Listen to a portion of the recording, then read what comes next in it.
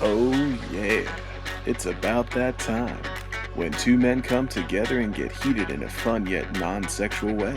So sit back, relax, adjust that tracking, don't be kind, fuck that rewind. It's time for the Video Store Bad Boys podcast. Yeah, boy! Does Tom Cruise tighten his ass when he gets in the sprint mode? I saw Species. I was traumatized when I saw the second one, and he choked this woman on his dick. He was like, yeah. I got a lighter, I got no badge. What am I supposed to do here? Who the fuck are you? 1, 2, food's not coming for you. 3, 4, no food no more. 5, 6, you're gonna become a stick. 7, 8, you wish you ate. 9, 10, you'll never eat food again. So, titties. Titties in action. Go together like peanut butter and jelly. And now, your video store bad boys, David Coy and John Kent.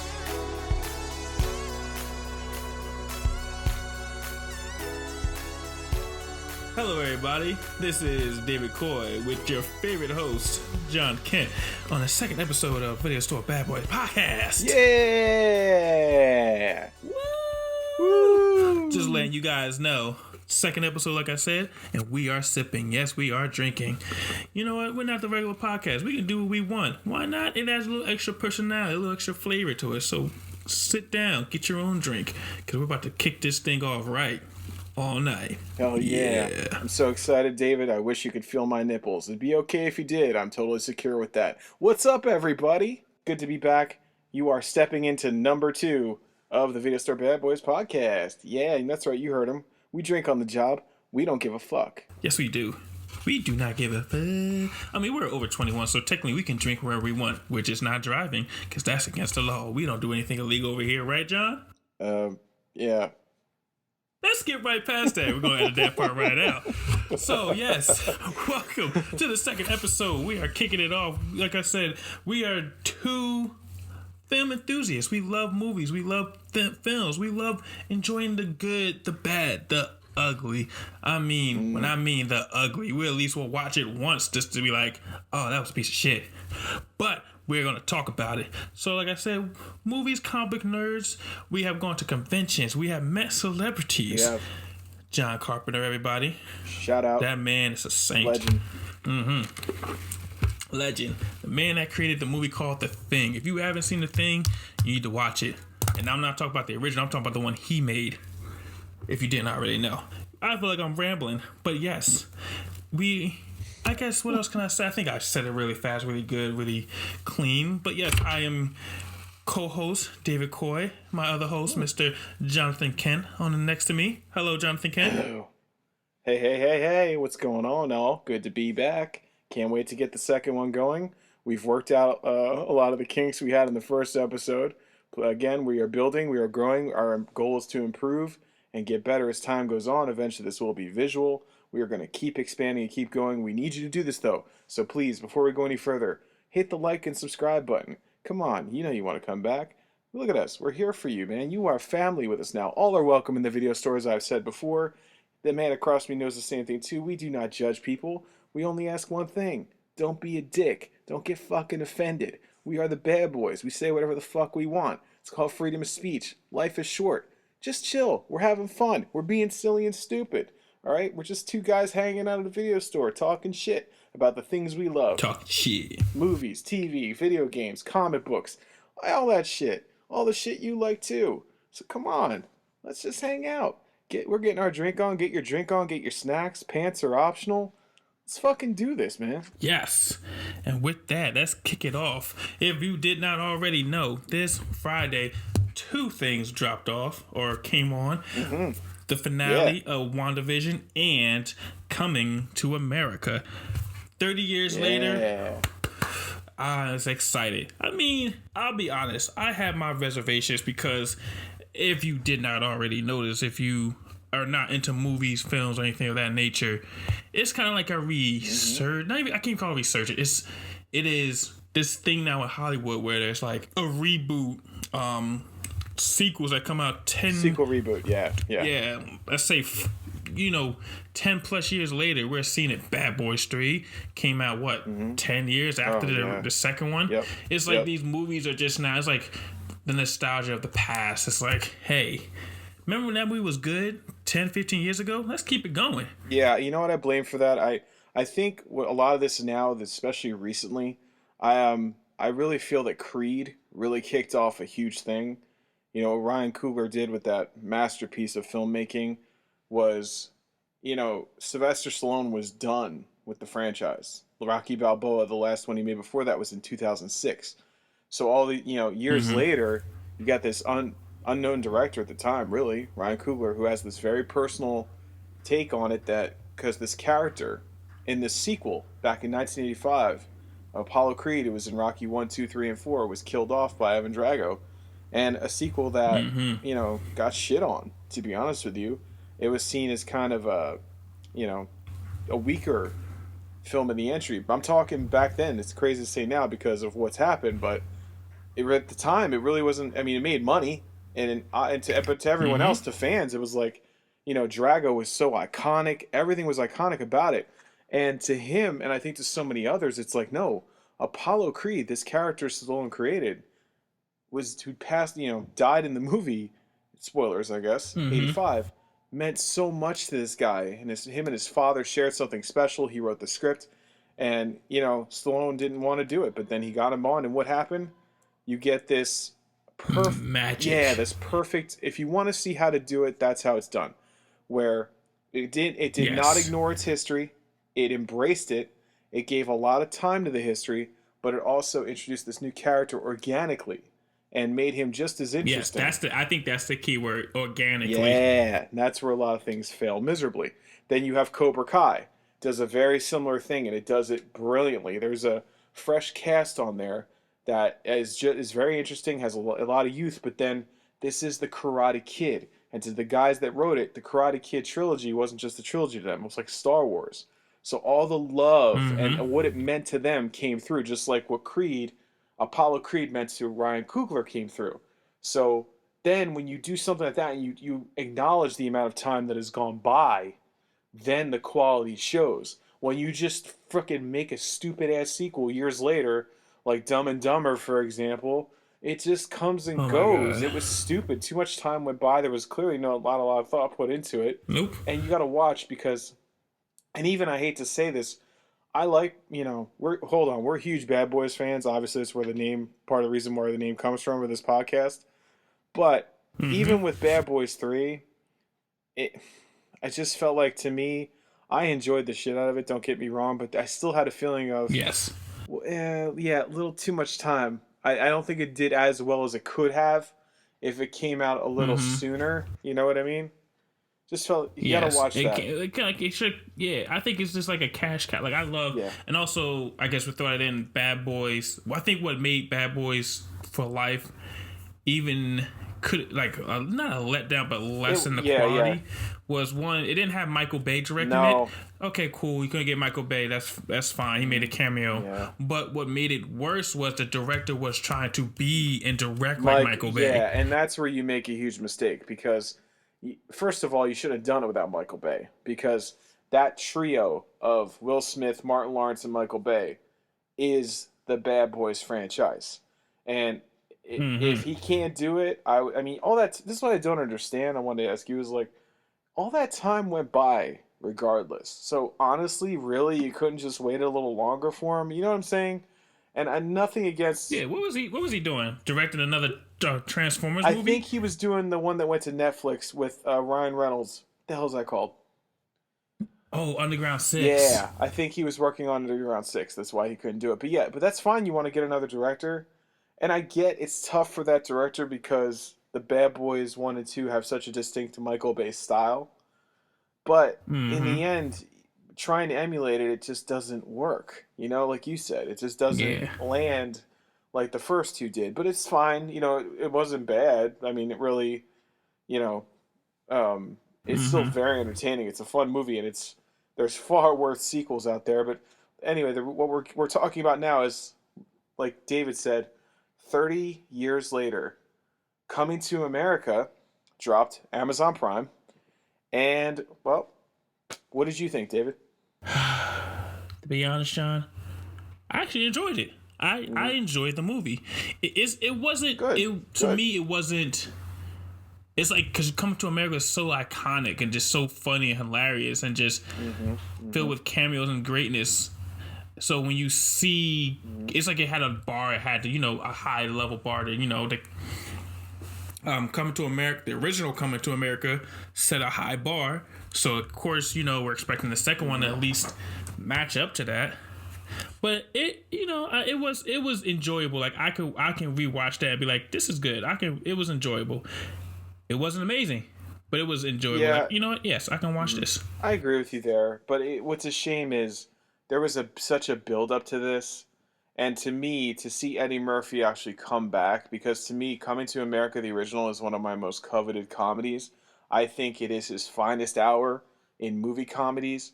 That film has so many funny lines. He's so good in it, in all the different roles he played. The barbershop scenes in the original, I to this day, all these years later, they still make me like practically piss my pants. I laugh so hard. So Oh yeah, I still yeah, crack up. and then Yes. you got Samuel Jackson in there, and there's just a different feel to it, to where, and I think the way it was shot too, to where this one, yeah, I didn't really obviously look. I knew it wasn't going to be the original, but what I was hoping for was to see the classic Eddie Murphy from Beverly Hills Cop, from Trading Places, from Coming to America, who's kind of been absent. I think can you agree with that? That really funny Eddie Murphy has been. I was hoping he would have, to see him again, to see that really funny Eddie, to see his sarcasm, Yes. to see his amazing timing and all, and it didn't come off that way as I hoped. But it was nice to see everybody again. It was definitely nice to see me in that world. My only issue, really, what was bothering me a lot, and it was, huge. We love Wesley Snipes, obviously. To see him in there was great. I just feel it was a wasted opportunity to capitalize on his comedy because he's so fucking funny. Oh, I actually I thought, not Will Smith. Wesley Snipes was a highlight for me. I felt like he was just having a ball, just being just funny. Yeah, he was funny. Don't get me wrong, but when you see him in movies like Major League and all, and how funny he could be like hilarious, but little things he did, like when he left and he did that like walk to leave, that had me dying. That was Wesley that I know and love. Yeah, so just like his little like face expressions, he like, we wouldn't want you to die now, would we? Yeah. It's just the little nuanced stuff that he did. It's like, he was a highlight for me. Yeah, it shows how talented he is. I think he's one of the greatest actors to ever live, because yes, and it makes you think, like, people not only he is known for an action hero star, but he also he can be a dramatic actor. Like people forget, like Wesley Snipes, he can kick ass, but he can also act. He's really good. He can be so funny. Like, again, I'm gonna keep like Major League is such a classic, and he's so funny in that movie. He's laugh out loud hilarious. But yeah, then you see him in stuff like New Jack City. There's all sorts of films he's done where when he gets serious, he even in some of the more thrillers he did, like Murder at 1600 and all, like. That's a favorite of mine. Right? I like that one. Right? I mean, he's so good. And then you have, again, where he's Blade, and he doesn't really have to say much, and he's such a physical force. He's such a talented martial artist. He can keep up with the likes of Jackie Chan and anybody. That's how good he is. That's why he was such a gift to get him as Blade, because he brought so much to it, and it's so iconic. And but anyway, we're rambling on now about that. But getting back to Coming to America, what bothered me though is, again, I have no issue really with anybody in the movie. There's three things that bothered me. Three, and I wanted to see if you agree with me. One, the cinematography and the way it looked. It felt a little TV movie-ish versus a big cinematic movie. Like the original looks like a big cinematic movie. It looks like cinema. It has a nice sheen to it that looks. Sorry to get American Psycho on you, but really looks so professional and well put. It looks like a real film, and I just kind of felt sometimes this looked a little on the cheap side. Not heavy, but a little. And I feel like with the first movie, we felt like we was in these locations. It felt like we was in New York. Yeah. And Yeah. even though I feel like they shot most of it in this, house, it felt small in that did. sense, like the scale. Yep. You took the words out of my I mouth. don't know. I don't know if it was because of they shot during the whole pandemic that reduced this how they had to shoot it, but it did feel like the scale was a little bit smaller on this one. Yeah, I that's what I felt, and that's what was bothering me, because I felt this deserved so much more. And yeah, when they were in New York, it felt so tight, right? A lot of the shots felt tight. In the original, you have these amazing shots. Yeah, New York was filmed so beautifully in the first one, and it was really a highlight. It felt so rushed, and it felt like that's what bothered me too. That's my second issue. I'm gonna flow right into it. The fucking editing was pissing me off a lot because I felt like it was chopped up. A lot of things were so quick instead of allowing them some room to breathe. Some moments where it just felt like they were just rushing through, not them, not the actors, but I feel like the editing of this felt like moments were chopped up, and I think some of the pacing took away from the feeling of it being bigger. Like those moments, those like important moments that you needed to just like sit on and let us absorb what's going on. Right? You felt the same way? Yeah, because it was definitely like emotional, like towards the end when his son found out, or like not found out, but it was like right before he like decided to go back home. It's like we didn't really get to sit on that and just feel the emotion with him. No, even when he first met his son, and next thing you know, they're flying to home. It's like, wait. That's it? Like, it was so quick. Like, he's in front of Madison Square Garden with him. Says he's his father. That's it. We cut immediately to the apartment where Leslie Jones and Tracy Morgan are. They're there for maybe 2-3 minutes, tops. Then they're out the door and they're gone. Like, whoa. That was really fast for something that was kind of a big deal. Like, you're not even going to question it. You're just...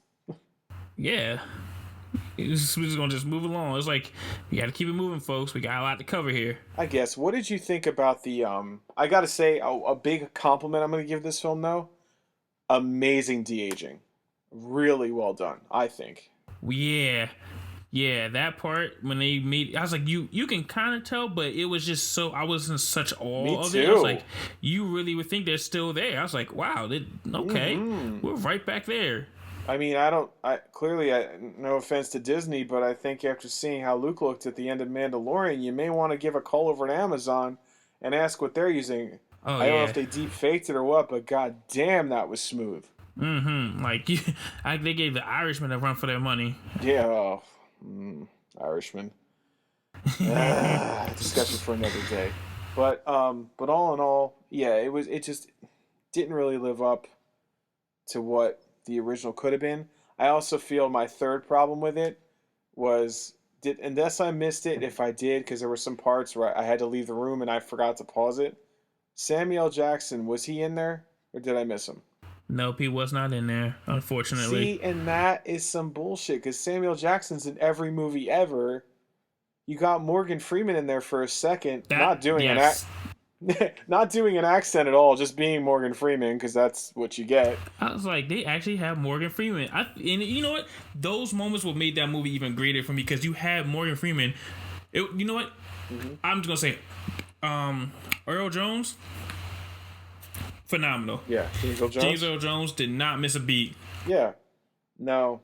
That's what was sad is, like, even him, I felt like they rushed his scenes, like the editing, and it felt like just before you know it, it gave no impact. It was just like, and it's just even like when the musical acts came out, like the '90s, like In Vogue and this and that, they sang for like a second and then they ran off stage. Like, are we late for something in this movie? Like, like what's with all the rushing? Do we have to catch a plane? Yeah, thank you. Like, it felt like everything. Also, it just that whole plot thing of sneaking in that she drugged him in the first movie. I mean, I saw there was...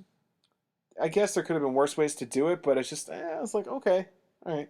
I was like, is that the best they could come out? I was like, I guess. Yeah. I guess, but I'm not even mad at it. I was like, well, they made it work. I was like, okay, cool. Because I was like, all right. I mean, it was just like that whole scene.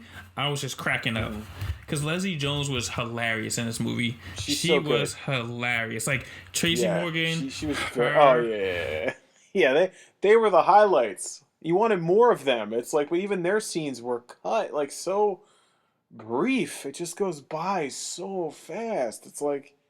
Yeah. Can we sit here for even the barbershop, which I was David, that was what I was itching for was waiting more for than it. anything in this movie was the return to that barbershop because that to me is such gold.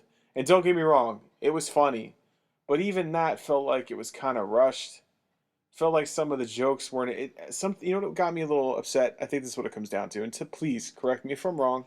And if you liked it, by the way, listening, it's fine. I'm not judging you. I'm not just saying how we feel about this, and you gotta understand this. The first one meant, it's so I can't talk about enough how good it is, what a masterpiece it is of comedy. There's no fat in that movie, David. It's all perfectly timed. It's perfectly written.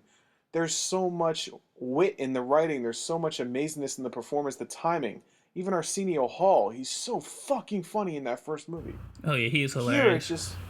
Here it just felt a lot of it like, a lot of things they were saying, the timing. I'm like, wait. This is like seeing Muhammad Ali get back in the ring.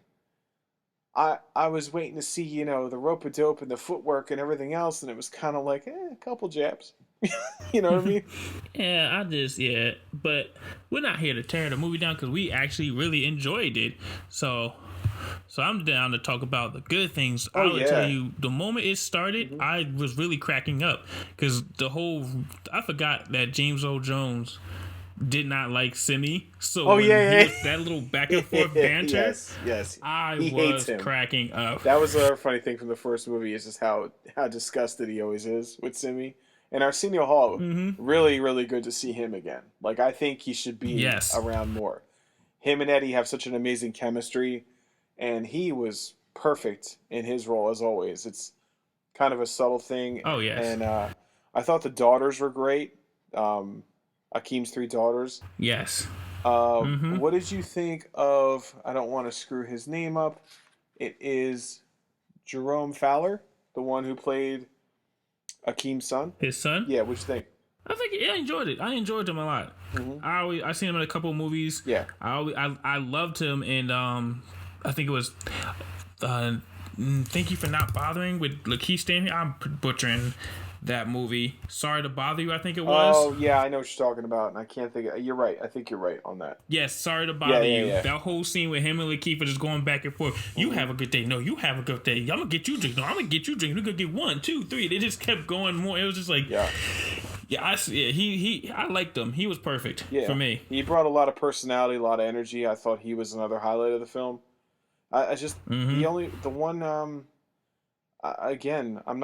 Please understand, I'm not trying to shit on this movie at all because I love Coming to America. I'm going to buy this when it comes out on Blu-ray. I'm going to buy it. So it's going in my collection. I can't not buy it.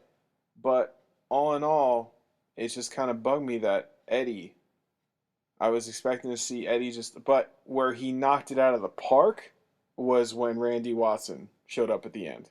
Oh, yes. I howled with laughter and I clapped. I was so happy to see him. Sexual chocolate, my sexual chocolate. I love the cameo. I think that the callbacks was just amazing. Yeah.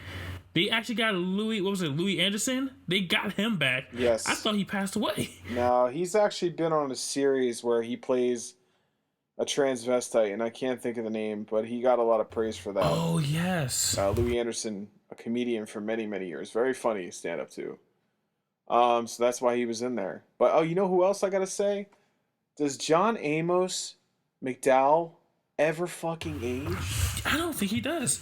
I think him and Morgan Freeman found the fountain of youth. Oh my god, because that dude was always jacked, even when he did Good Times, and I've always loved him. And he's another one, the original, when he finds out Akeem's a prince and he's like, I feel like breakdancing. That line is so good. And I felt he was kind of he was there, but I wish I saw more of him. But he Yeah, looks. I was waiting for him to. I was waiting for him to pop up. Yeah, and the other one we didn't see is Eric LaSalle. Oh, that would. I mean, do we really want to see? I don't want to have too much cameos from the original. No, but it would have been cool. He ended up with Lisa's sister in the original, so. Oh, he did. I mean, I don't know if he ended up. You know how she was just kind of just any guy. She was just like hooking up with. No, when they had in the barbershop, I saw Slow Glow was on. They had the advertisements were there. I was like getting all excited, like, oh no, he's gonna come back. He is gonna come back. It would have, or just. Like was it an old advertisement or was it like look like a brand new one? No, I think it was old, but I just thought it was a little hint, like a little wink, of maybe you would see him again. Like because he's such a dick in the first one, but he's so fucking funny, and the fact that he was heir to the Soul Glow fortune is still my favorite. I mean, not gonna lie. I'm not gonna lie, in barbershops, we still have the same posters from like 10, 20 years. So, but either way, it's a nice little callback. It was a subtle little like, yeah, don't worry, we didn't forget about Soul Glow. And I think they mentioned Soul Glow too in there. I'm pretty sure they said something about Soul Glow and mentioned like just the product Soul Glow, not actually him, but just the product. Yeah. But it's still, to me, again, because we got to see so many others, it's just. It would have been nice. I love Morgan Freeman was there, even though again, I don't. I just want to know. Do you think they asked him like, could you try, kind of doing an African accent? Like, do you think you could? And he's like, son, let me tell you something right now. I don't do African accents. I talk this way. Give me the dialogue, and we'll move on. I think it was. I love the movie. I love the cameos. I love the casting was perfect. Oh yeah, It was. I can't think of not one. Like everybody was just perfect in their role, and the fact. Mm-hmm. I think. And usually, most movies did like callback heavy, like there's sequels or stuff from the past. It's just like they put a little bit too much heavy on. They're heavy on it. I feel like this movie was just perfect with it. When you just kind of find out what's going on with like other people, it's like just enough like a nod, and that's all you need. You don't need any more. They give you exactly what you need. Like the princess was still hopping, or the woman from the other country was still hopping and barking after all those years. That was funny. And he's like, I appreciate you. When come to find out that was Leslie's sister. That was it's funny. Like, thank you for releasing her from her curse. Yeah, everybody knocked it out. Again, everything I'm saying has nothing to do with the actors in it. Really does not at all. Everybody was A+. My only issue, like I said, was with some of the writing and the goddamn editing. Really pissed me off because that's just it, David. You got legends together here. These are all top of the game comic talent. So for some of these scenes, hey, especially with James Earl Jones, you know what I mean? Why don't we just stay here for a minute? Okay? Can we just slow down with the pace a little bit and just not cut away so quick? And even in the fight scenes, did you notice that? They did that thing I can't fucking stand where it just was cut. Oh, I think because one, Eddie Murphy can't move that fast anymore. No, it's not. You had to put the stunt double. I don't mean it had nothing to do with that. I mean, even in the others, when it came towards the end, and spoilers, his daughters were fighting. Even for that, and with Wesley, and we all know how Wesley Snipes, he can shoot a hell of a fight scene. He's amazing. Oh, yeah. But it was the way it was cut. I paid attention to it because whenever a fight scene comes up, listen. Something you all should know about me. I am a martial arts junkie. I trained in martial arts for years. I love martial arts movies, and I'm very, very obsessed with fight scenes and how they are shot. And to me, when you have a fight scene and it's shot in a way to where it's cut, what you're doing is a disservice to those that did the work in front of the camera with the choreography because you're taking away from the beauty of the choreography. In my opinion, this is just me. And I just felt there, if they just kind of showed it a little more, I think it would have been a little nicer. It would have sat nicer and would have had more of an impact of, wow. Whereas instead it was like tap, tap, cut, tap, tap, cut, tap, tap, cut. Instead of tap, tap, tap, tap, tap, cut, tap, tap, tap, tap, tap, cut. Like that kind of, I know I sound nuts, but that leaving that is a huge difference. Yeah. And that's where, to me, if you're getting this kind of cast together, if you're getting the top shelf, right? You're getting Eddie fucking Murphy to come back, to coming to America. This is a big deal. I don't like that things were rushed. To me, treat this as it should be treated. You have everybody giving such amazing performances here. They should be supported by the right backing up. You know what I'm saying? Yeah, but I also think because the fighting was like not the priority of what they were trying to I make. get it. I know. It wasn't, but I'm just saying, even for a quick little scene, you can shoot it in a way, it's up to you. Do you want it to just be like that, cut, and it just goes by? Or if you just move the camera back just a little bit, it can make more of an impact. Just saying. I feel you. I feel you too. Yay. Hey. But all in all, I give it a high, I recommend it. It's on Amazon Prime, which is really nice too. You don't have to pay. You just need an Amazon, Prime account. You can watch it. And do you think, though, here's a question for you. Do you think if this was released into a movie theater, how would it have done? I think it would have done pretty good. I think it would have been really good. Yeah, same. I don't know how because it's Amazon Prime. Mm-hmm. This is what streaming is such a mystery to me in this regard, is how do they count how the amount of income it gets? You know what I mean? Like box office, you can count ticket sales. Yeah, I don't know. I think it just comes from like they film the movie, and at this point, it's like, all right, who can we sell it to pay a certain amount, and that's the money you get. So if let's say they shot this for $30 million, and Amazon's like, we'll give you $80 million. That's pretty much what you're getting. I'm not sure. I might have to look this up. I have to ask a couple questions. Look it up. Google. Google is your friend, guys. Google is your friend. Write that down, kids. David speaks the truth. Yes. Anything else you want to say about Coming to America before we move on? No, I think we're good. I'm good to move on to the next thing. Let's do that. So, next on our list here, there was news regarding Superman. But not the Superman you think it's going to be, David. Oh boy, here we go. No, it is not. We just talked about this last week, and here Warner Brothers goes the fuck again. So it has been reported, David, that there is another Superman movie coming. What's that? Oh, yay, it's going to be Henry Cavill, and they're going to continue on, because the guy's gotten so screwed in this whole franchise, and especially now with Snyder Cut dropping, there's probably going to be a rejuvenated interest. Nope. That's not what's happening. Reboot. It's like the whole Joker thing all over again. It's like, granted, Joker movie was amazing, but did we need it? Did we want it? No. And it looks like now what we're getting is it's not going to be Henry Cavill. It's going to be Michael B. Jordan. That's right, Adonis Creed himself.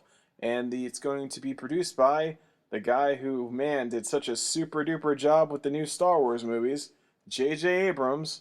And it's going to be penned by, I'm going to ruin this guy's name and I apologize, Ta-Nehisi Coates. He is actually written for Marvel Comics. He did some Captain America. He did some Black Panther. Hasn't really done a major screenplay. That's who's penning it with Michael B. Jordan. But if you might be thinking, wait a minute. So we're going to get Michael B. Jordan as Clark Kent. What are we going to do? A Black Lois Lane? We're doing a Black Superman. Well, he's not playing Clark Kent. He is actually going to be playing Calvin Ellis. And for those of you who follow the comics, he is actually Earth 23 Superman. So he's not Clark Kent, but the immediate thought I thought then is, oh, okay, are we getting the Henry Cavill cameo? Because very quickly, David, not to harp on poor Henry Cavill after Man of Steel, right? Think about what this dude's been through, right? He was supposed to get a Man of Steel 2. That's originally was supposed to happen. That then got changed to where he got sidelined in sort of in his own movie. They made it a Batman v Superman movie, aka, as we talked about this, Justice League and all these other plot lines put in, and Superman sort of became a co-star in his own movie, not even a headliner, right? Mm-hmm. Then the Justice League bullshit happens. He then is forced to come back, knowing he can't shave a mustache because of a contract. Then they ruined his face on the big screen, ruined it with that terrible CGI, right? Still, all these years later, never got another shot at a solo Superman movie. Couldn't even get his cameo in Shazam. They fucking put somebody else in the suit, right? Yes. And he's been nothing but nice and patient, and keeps saying he wants to play Superman again, and everybody loves him as Superman. And what does Warner Brothers go and do? This. And interestingly, David, I'll let you comment on all of this, but I just want to get this out. Immediately after this, Henry Cavill reportedly, now I don't know this for a fact, before all you out there start saying you don't know, whatever. Evidently, the rumor is he made a call to Marvel and said, I am available. And is also apparently asked, again, allegedly, asked for an increase in salary on The Witcher. So I don't think by his actions he's very happy with this. I do not blame him, and I just want to say for the record, I fucking love me some Michael B. Jordan. I'm a huge Creed and Rocky fan. I think he's fantastic. And I don't want to dare say anything against him, and I certainly would never blame him in a million years for signing on to this. But what do you think of all this? I think it is another misstep by Warner Brothers, because this is how I see it. We, like you said everything. Like we deserve another Man of Steel 2, because like I said, we didn't get. You know what I'm starting to realize? What? All these characters from these DCEU universe. Yeah. Well, the U is the universe, and DC Extended Universe we to are those not, listening. Go ahead.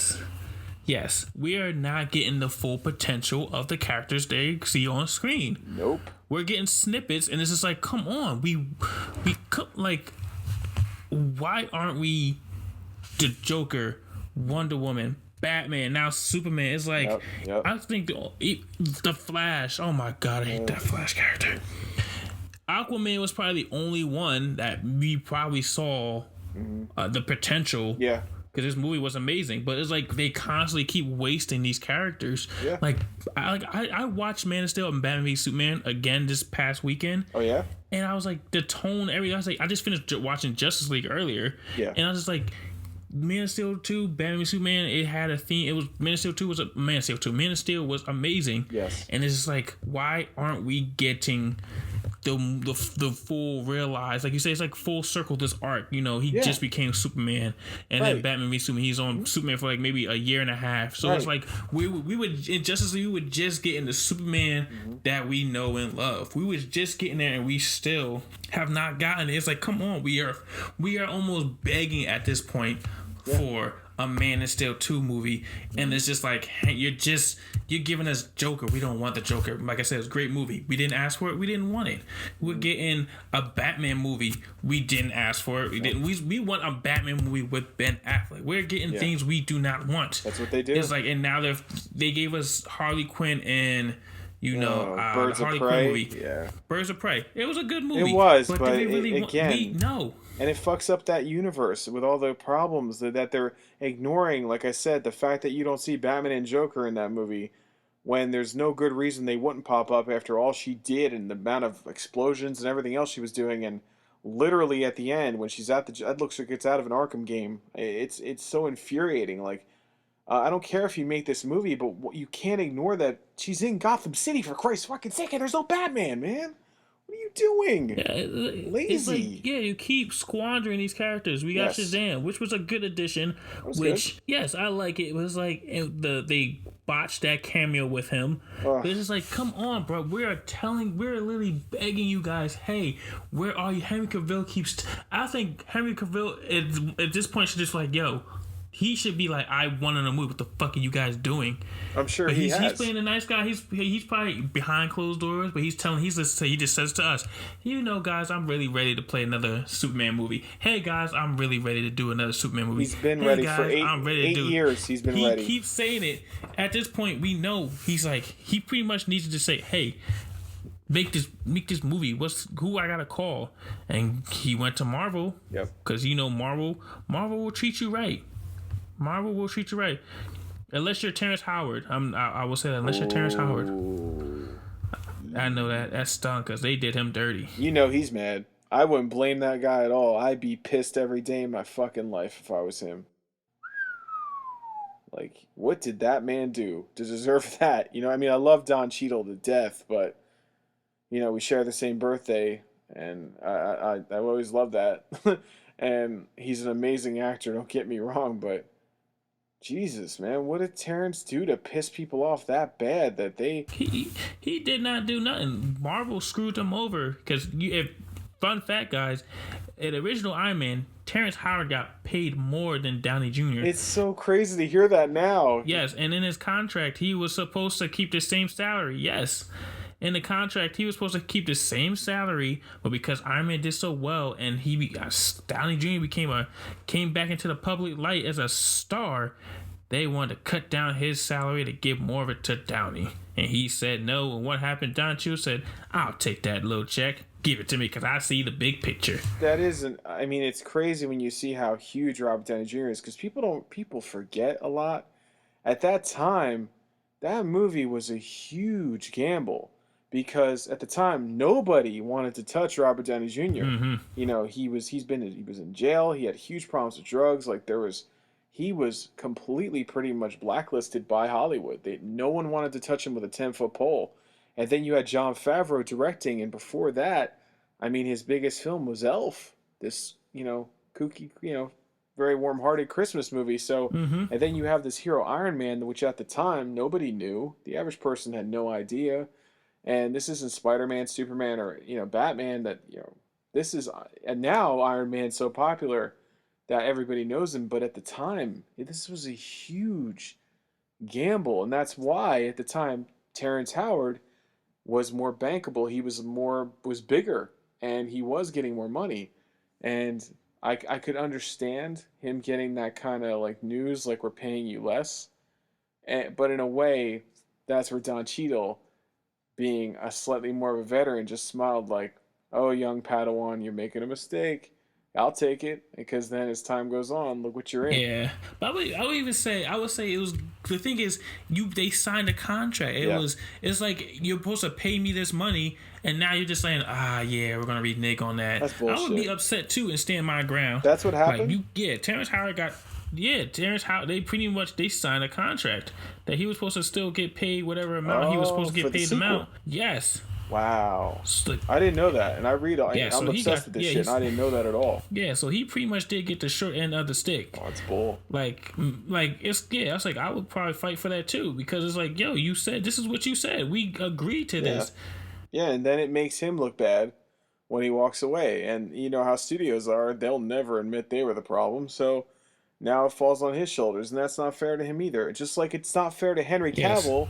What happened here? Do you know that it was such, like, we never even really got to know his Superman very well, so that when the death came in Justice League, that's why it wasn't really, at the end of Batman v Superman, it wasn't as devastating as it could have been, because again, we barely know you. So it's like, yeah, it's actually died, but imagine if he had a Man of Steel. Imagine if they did it this way for a second, right? Picture if after Man of Steel, right, they did that solo Affleck Batman movie, right? They did Man of Steel 2 or whatever. I mean, you know what it is? It's tough to say because Batman v Superman worked in that amazing sequence of putting Ben Affleck in the battle scene of Zod and Superman, so it's very tough to argue where to fit another movie in. But if after that they did, imagine if they didn't put the death in, right? They didn't put the death into Batman v Superman, right? They didn't kill him, okay? And then you did another Superman movie, which then brought in the arrival of Doomsday, right? Though again, organically, and actually took some time into it, so that he was the main focus of that movie. And then you could have had it be the precursor to the next movie, which is then, the death of Superman into the Justice League. Then you could have had it mean a little more, because you could have had, again, the Superman that he could have grown into and been so kind-hearted and nice, to where, because that's where Superman comes from. He functions on love. He is not a creature of vengeance like Batman. He was shown love from his birth parents, who sacrificed when they blew up their planet. They loved him unconditionally. This Earth parents that took everything out of their lives, didn't have to, but took him in and loved him completely. And when he helps people, it's because he cares, because it comes from his heart. That's why he's doing it. He could rule the whole world. He could be a dick, as we see in Red Sun. If it went the other way, nightmare. So this is the kind of character he is, that he could have grown into. Then if you kill him then, oh my God, devastation. Now you're like crying, you know, you don't know what's going to happen, and it would have been more shocking and have more, I just think, more of an impact, because again, he never, like you said, it's always been kind of not reaching the potential he could have. That's why I say it's not his fault.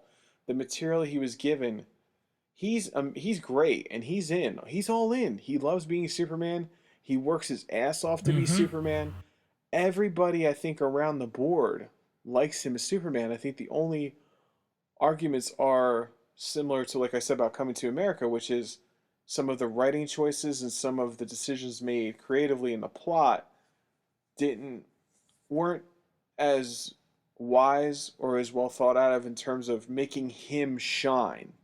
You know what I'm saying? Like you were saying, which is a bad fucking habit DC and Warner Brothers does, especially with their DCU movies. Like you said, Aquaman's an exception. That's what Henry deserved, something like Aquaman, but he never got it. Yes, we never got it. But back to this movie with JJ Abrams, yes. It's like we don't want this. Like, no. Why are you putting energy on this where you should be focusing on building the It's like they almost just gave up on the idea. But this is what makes no sense, but then you have this Flash movie coming, Affleck showing up as Batman again, the Snyder Cut is just dropping on HBO Max, and now you're, like, I get you're introducing this multiverse, but the other thing too with Michael B. Jordan, and who's an amazing actor and is such a great physical guy too. What I love though is that people have been tossing around the idea, you know, the whole him being the new Black Panther, like that whole Bring Killmonger back using the Soul Stone, which I love the idea of that. And it would be such an amazing 180 for his character that he played to kind of, you know, take over the mantle and be such a perfect choice to be Black Panther after the terrible, tragic passing of Chadwick Boseman. I just feel that he's better doing that, and I wish instead, because if he does this, will he still be in the Black Panther universe, or is it, you know what I'm saying? Like, I'm confused now. I think they should just let his character just die off. His character did what it needed to do. It helped the hero become better. You know, R.I.P. the Chadwick Boseman. Chadwick Boseman. Yeah. Sorry, I got something in my throat here too. Yeah, I think they should just keep it moving with that. But also, you know what's funny? I want to bring it back to the JJ Abrams. Go ahead. I was watching South Park, which is one of my favorite shows. And the episode they had called Member Berries, it was like this whole season is just on this whole, wow, we are here with Coming to America, the sequel. This nostalgia, like, hey, remember this, remember that, hey, remember, yeah, I remember. And it's like this, they're just, all they're doing is playing on just our nostalgia of just the 80s, the pop, the video games, retro. And one of the episodes focused on JJ Abrams being that guy that Hollywood calls to reboot old properties. Yes. Which is funny because what did he do? He did Star Wars. Yes. He did Star Trek. Yes, he did. I feel like those were two huge franchises. Like those are two huge franchises that he reboot. So again, it's like now they're calling him back again to do a Superman reboot. It's like now he's just gonna be known as that guy. It's like, hey, we need to add some fresh blood, some new life, a reboot, remake. JJ Abrams. So it just makes it funny that it's him, and he's like now becoming in that guy to be in that role. You know what's even more funny? You know what's even crazier? You ready to get even more mad? Do you remember the Superman movie he was supposed to do years ago? Which one? It was called Superman Flyby, right? That was the script. Oh, yes. And do you remember who auditioned and was the favorite to play Superman in that? Who? Henry Cavill. Wow. So now he gets his opportunity to do a Superman movie. This guy is already Superman, and you just do him dirty. Like, I'm sorry, but it's a shit move towards him. Again, it's nothing against Michael B. Jordan, but it's not like, the problem is Henry didn't fail. He didn't fail to the point where, oh, you know what, we need to reboot this. People fucking love him. He's killing it on The Witcher. He was great in Fallout. He's such a nice guy, and he naturally looks so much like Superman. And like I said, he was never the problem. So why are you rebooting? Yes, no one asked for it. No one wants it.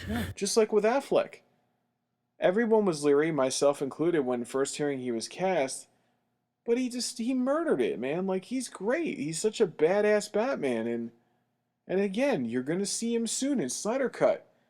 And it looks like, again, both of them are going to finally get their due in this Justice League to be seen the way it should have been seen. But again, fans seem pretty happy with Affleck's Batman, and people, like, this is what I don't understand about that fucking studio.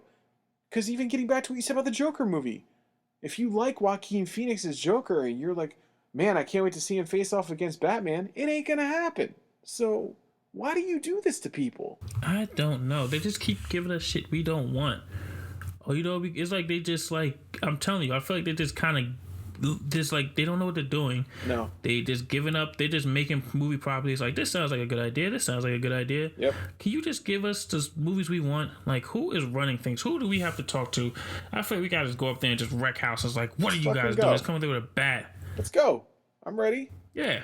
Okay, let's go. You know what's even more fucked up, David? What? Is that Henry, poor Henry, man. What did this guy do to get fucked like this? He, not only, I knew because they've been talking about Shazam 2, and then they said, don't expect to see Henry in it. I'm like, why? Then The Rock, who is coming, you know, he's got his little, his little Shazam verse film coming, where he plays a little popular villain there, and the worst is that Boss Logic, the amazing artist who we had the pleasure of meeting as well at a con, Yes. very, very sweet dude, did these pictures of The Rock and Henry battling each other. And it looked amazing, and clearly The Rock wants Henry. He wants to battle Superman in addition to Shazam, but clearly that's not going to happen now. Yeah, DC, and I don't want to. It's just, I feel like we're going to go on a tangent against DC again, but Can't help it. This is why you can't go on in life, because they're always pissing you off. but let's just keep it back to JJ Abrams. We don't want it. No. JJ Abrams, he's a talented guy. Michael B. Jordan, talented, Super amazing. talented, yeah. Physicality, I feel like, yes, if you do that movie, he is the right person for it. But right now, right here, we do not want it. Well, at least me and you, we don't know what the public wants. But we're telling you right now, we don't want it. It makes no sense. No. Why are you putting energy here where you need to be putting it over there at the DC EU and give us another Man of Steel movie? Right. That is my take on it. I am done. Oh, well said. Man, that's good. And by the way, I'm sorry, I just realized I didn't say his name. Yes, I'm sorry. The Rock is playing Black Adam. I was so infuriated about Henry, I couldn't even, I couldn't get that in my head. But yes, he's not going to be in Black Adam. You did that terrible disservice to him in Shazam, which is you get this stupid double from the neck down. All your days of filming, I'm sure there was a day you could have fit Henry in. I'm sure you could have. Yes. But whatever. Yeah, I'm agreeing with you. It's nothing against Michael B. Jordan. And for those of you listening, are you excited about this? I mean, there's a part of me that Michael B. Jordan is so charismatic and so great that I'll watch him in anything. He really has done no bad movie. Well, hold on. Time out. Fantastic Four. But that's not his fault. It's not his fault. Not his fault at all. But he's amazing. I love that guy. But this is not needed. I'm with you. And as a Superman fan, one day we're gonna do an episode where I'm gonna just go through what this fucking studio has put me through for too many years of my life as a Superman fan, which is just disappointment after disappointment after disappointment after disappointment.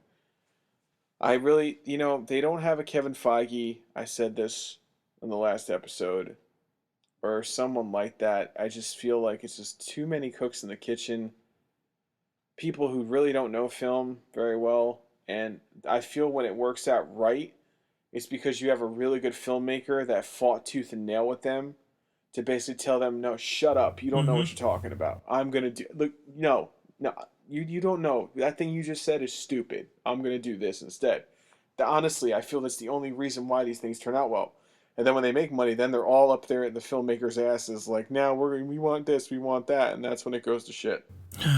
Warner Brothers. Why? Why? But you know who doesn't have that problem, David? Marvel. Because holy shit. WandaVision finished its 9-episode run of this little season of, I guess you consider it a miniseries, would it be? Yeah, I think it's a miniseries because it's not like they're going to make a sequel. Like a second season, I think right? that's what they should call it. Yeah, I don't think they're making a second because I think it will.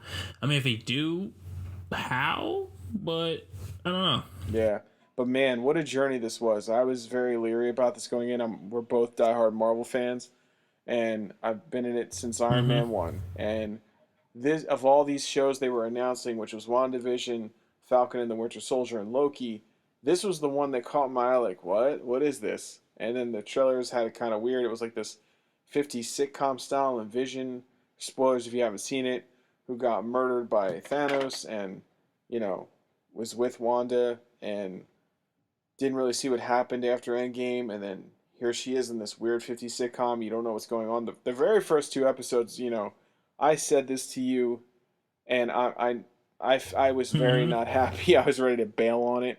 You were staying a little more positive than me. But how did you feel about the first 2? Watching it, I was just like, gotta stick it through because I wasn't expecting it to be the whole first episode to be just on that whole episode style. So I was just like, what's going on here? And I was like, let me just stay with it because it's probably gonna be a slow burn. And the second episode, I was like, okay, just stick with it. And then that third episode changed a lot of people's minds. And it was just actually the 4th. I was like, yeah, it was actually episode 4. Yeah. Oh, it was a 4th? Where it finally. Okay. Yeah, because they were. Oh yeah, that third. There were little snippets like you saw these in the first episode. You saw these commercials come up in the 50s style for the Stark toaster. There was a Hydra inclusion. There were some Easter eggs in there that were catching people's eyes. Then there was that little thing at the end where it kind of panned out and you saw somebody was watching a monitor of this show, whatever. And then the credits rolled. In the first couple episodes, there was no post-credits. There was nothing. And it was like, whoa. All right, so you're not even going to explain what's going on, and there were so many questions. And then, like you said, then episode 4 hit, and all the goodies came. By the way, heavy spoilers here. If you haven't seen it yet, we're going to spoil the shit out of this. We're going to get into the whole thing. I just wanted to say its beginning was definitely the wild card, definitely out of the box, but just like Marvel, you have to know whatever they do is going to deliver on quality. This fucking delivered in spades. What a journey. Yes, it was amazing. Like it leaned real heavy into that comic book. Like, oh yeah, you know, they kept it real chill throughout most of the MCU, and this one just leaned right into it. Man, did they? And did it. And I loved the show. I loved it. Like I didn't think about it earlier, but like they never really called her the Scarlet Witch. No, because she was the only one without like a code name. Excuse me. So when this happened, when they finally revealed and all this, it was just like, okay, I like the way they introduced it, how she earned that name. It was like, this is how she got her name. Yeah, I never realized that either. It didn't even hit me. See, you think you're a fan, then I'm like, wait a minute, they never called her Scarlet Witch. And then yeah, you had the episode where it was Halloween, and Vision and her wore the Scarlet Witch and Vision costumes as if they were in the old school comics, which was amazing, which now I see was blatantly telling you an Easter egg right there, like this is who she's going to become. Again, the brilliance of Marvel. But what was really amazing, which I think was so cool, is yes, throughout the MCU we've had these cameos, you know, connecting these films together, but I thought what was so awesome in this is you have obviously Wanda and Vision who are connected to the Avengers, right? Then you have Darcy show up, and played by Kat Denning from Two Broke Girls, who is from the Thor universe, right? You got Jimmy Woo, who is Asian Jim from The Office, and and he's from Ant-Man, right? Yep. And then you see this woman in the WandaVision world, and there's kind of pointing out she doesn't have a house, she doesn't have a family. It's like, who is this woman? And then, boom. Go ahead. Yeah. They told us the automatically told her name Agnes, and if you comic book Oh, lore, if you read it, Mm-hmm. it was almost like, okay, is this who we think? And once we also the actress, she's a phenomenal Catherine actress. Hahn. Her name is Catherine Hahn. Super talented, funny as shit. Bad Moms, unbelievable. Step Brothers, so funny. Yes, so fucking funny. She's hilarious. But the fact that, like I said, it's like her name was Agnes. If you read the comic books, you look up anywhere, it was almost like, we know who you are. We know we had, like, they didn't tell us. They kept playing with us like, okay. Mm-hmm. And then they finally, it was like, about time. They changed it up a little bit, but still, it was like, finally you tell it, like we didn't know who your name is Agnes or Agatha. Agatha, right. Agnes is like, come on, duh. But yeah, she is phenomenal. And then, I'm not gonna lie, the finale, I kind of was expecting a bigger fight or more pizzazz, but I'm also not mad. I'm not even mad. I'm just like, okay. How can I say this, dude? We don't get there yet. Vision, hold on, let's not get there because I'm going to talk about that. I just want to talk about the build up to it real quick, which is so yeah, you saw that the neighbor, played by Catherine Hahn, Agnes, she was popping in, and there was like this weird vibe going on to where obviously it looked like Wanda was controlling things, but there were things happening to where it looked like she didn't know what was going on, and that's what was so confusing. And then you see what's going on in the outside world when this character that had no name, had no family, this black woman, very attractive, and all of a sudden she gets blasted out, and you find out, she appears in a hospital just when everybody is sort of, what would you call that? Like the blip? Yeah, the blip, as they refer to it, but we call it the snap. The snapping. Right, the snapping. Oh, you bastard. I should have thought of that. So, very good, very good. But yeah, the snapping happens. Trademark David Coy, 2021. Yes. And everybody's reappearing after the snap, and everybody's coming back after Tony did his thing, and she's in a hospital, and you don't know anything about this woman. Then you find out, who is she, David? She is Monica Rambeau. That's right. The daughter. From Captain. No, I was about to say Captain America. Captain Marvel. Right. So you have Captain Marvel, Thor, and Ant-Man, and the Avengers. You're having for the first time, like, other than it being in an Avengers movie, in this little show.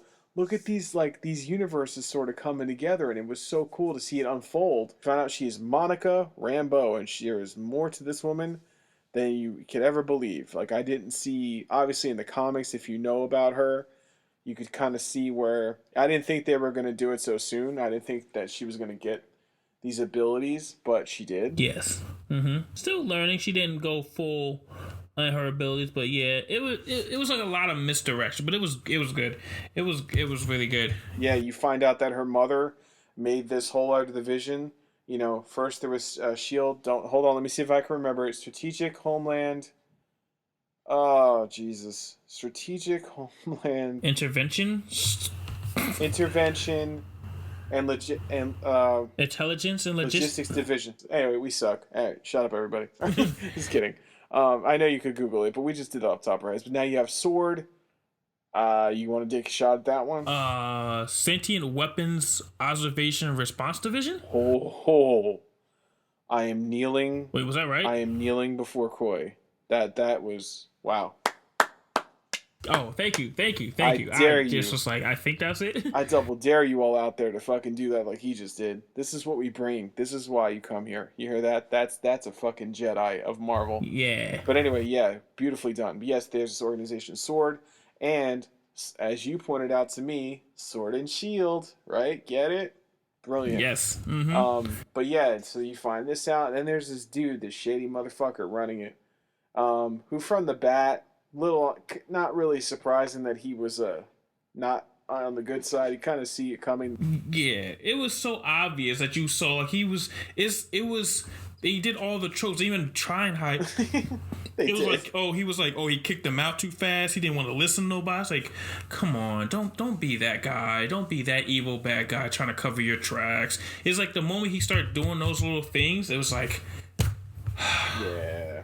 It's like, really? We know you. Yeah, it's like, come on, can't you was the whole show was like kind of like, suspending belief on other things, but as soon as Monica came back from the blip, he thought he was gonna be welcoming. He was like, you should have had this job, not me, blah blah blah. And it's like can there not be the trope of the evil head bad guy can we just trying to manipulate things for his own gain? It's like, come on.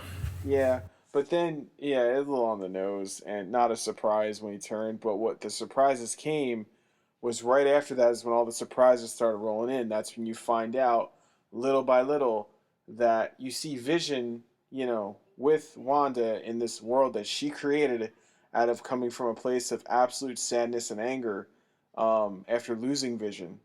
And he is dead. Mm-hmm. He is dead. I mean, the stone was ripped out of his head. We find out she sees his body, and it's kind of he says that she stole his body. Am I wrong? I don't think she said it. No, I didn't. The dude, I always forget his name. Sorry, but the blatantly obvious bad guy, doesn't he tell? Yeah, he said that. Yeah, he said that she stole it. Right. So he lied, as you find out. But what then happens is, as the show keeps going, like every episode is a new decade. And it's done so well. Like the 50s sitcom was done exactly like a 50s sitcom was shot. The legendary Dick Van Dyke from that era, who I think is, I'm not kidding, like it has to be 100 years old. He consulted on that.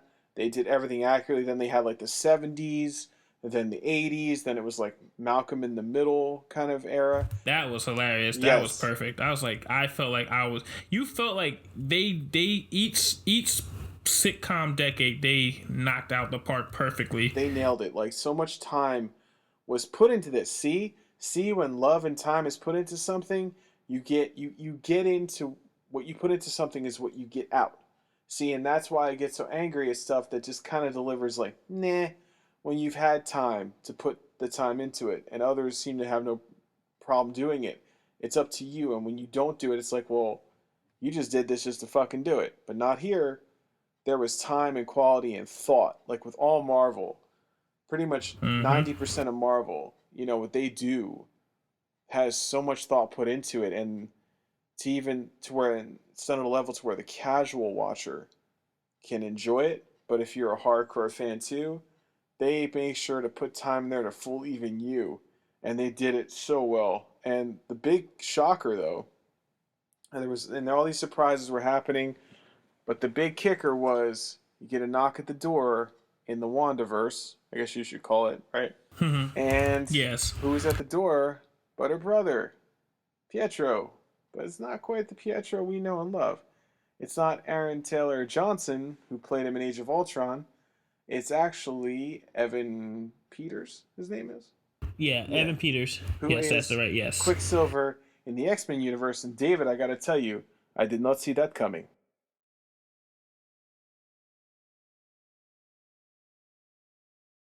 Right.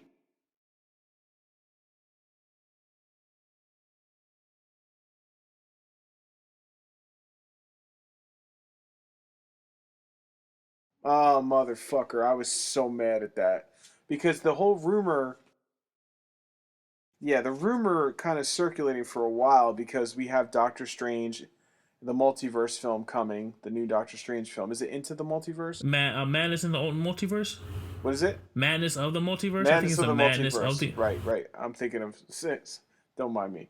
So, yeah, we have that. And that's the rumor was that this was going to lead into that, which immediately I thought, wow, genius. Now you have the X-Men in here. And what better way, because we've all been wondering ever since the 20th Century Fox merger with Disney, Disney acquiring the 20th Century Fox library, which includes the X-Men, is how are they going to bring them into the MCU?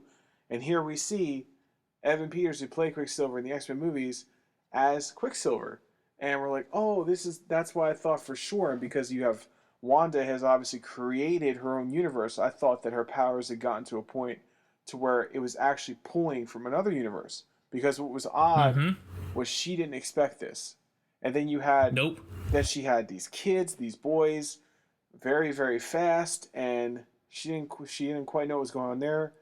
They had powers that manifested, and all of these questions just started going around.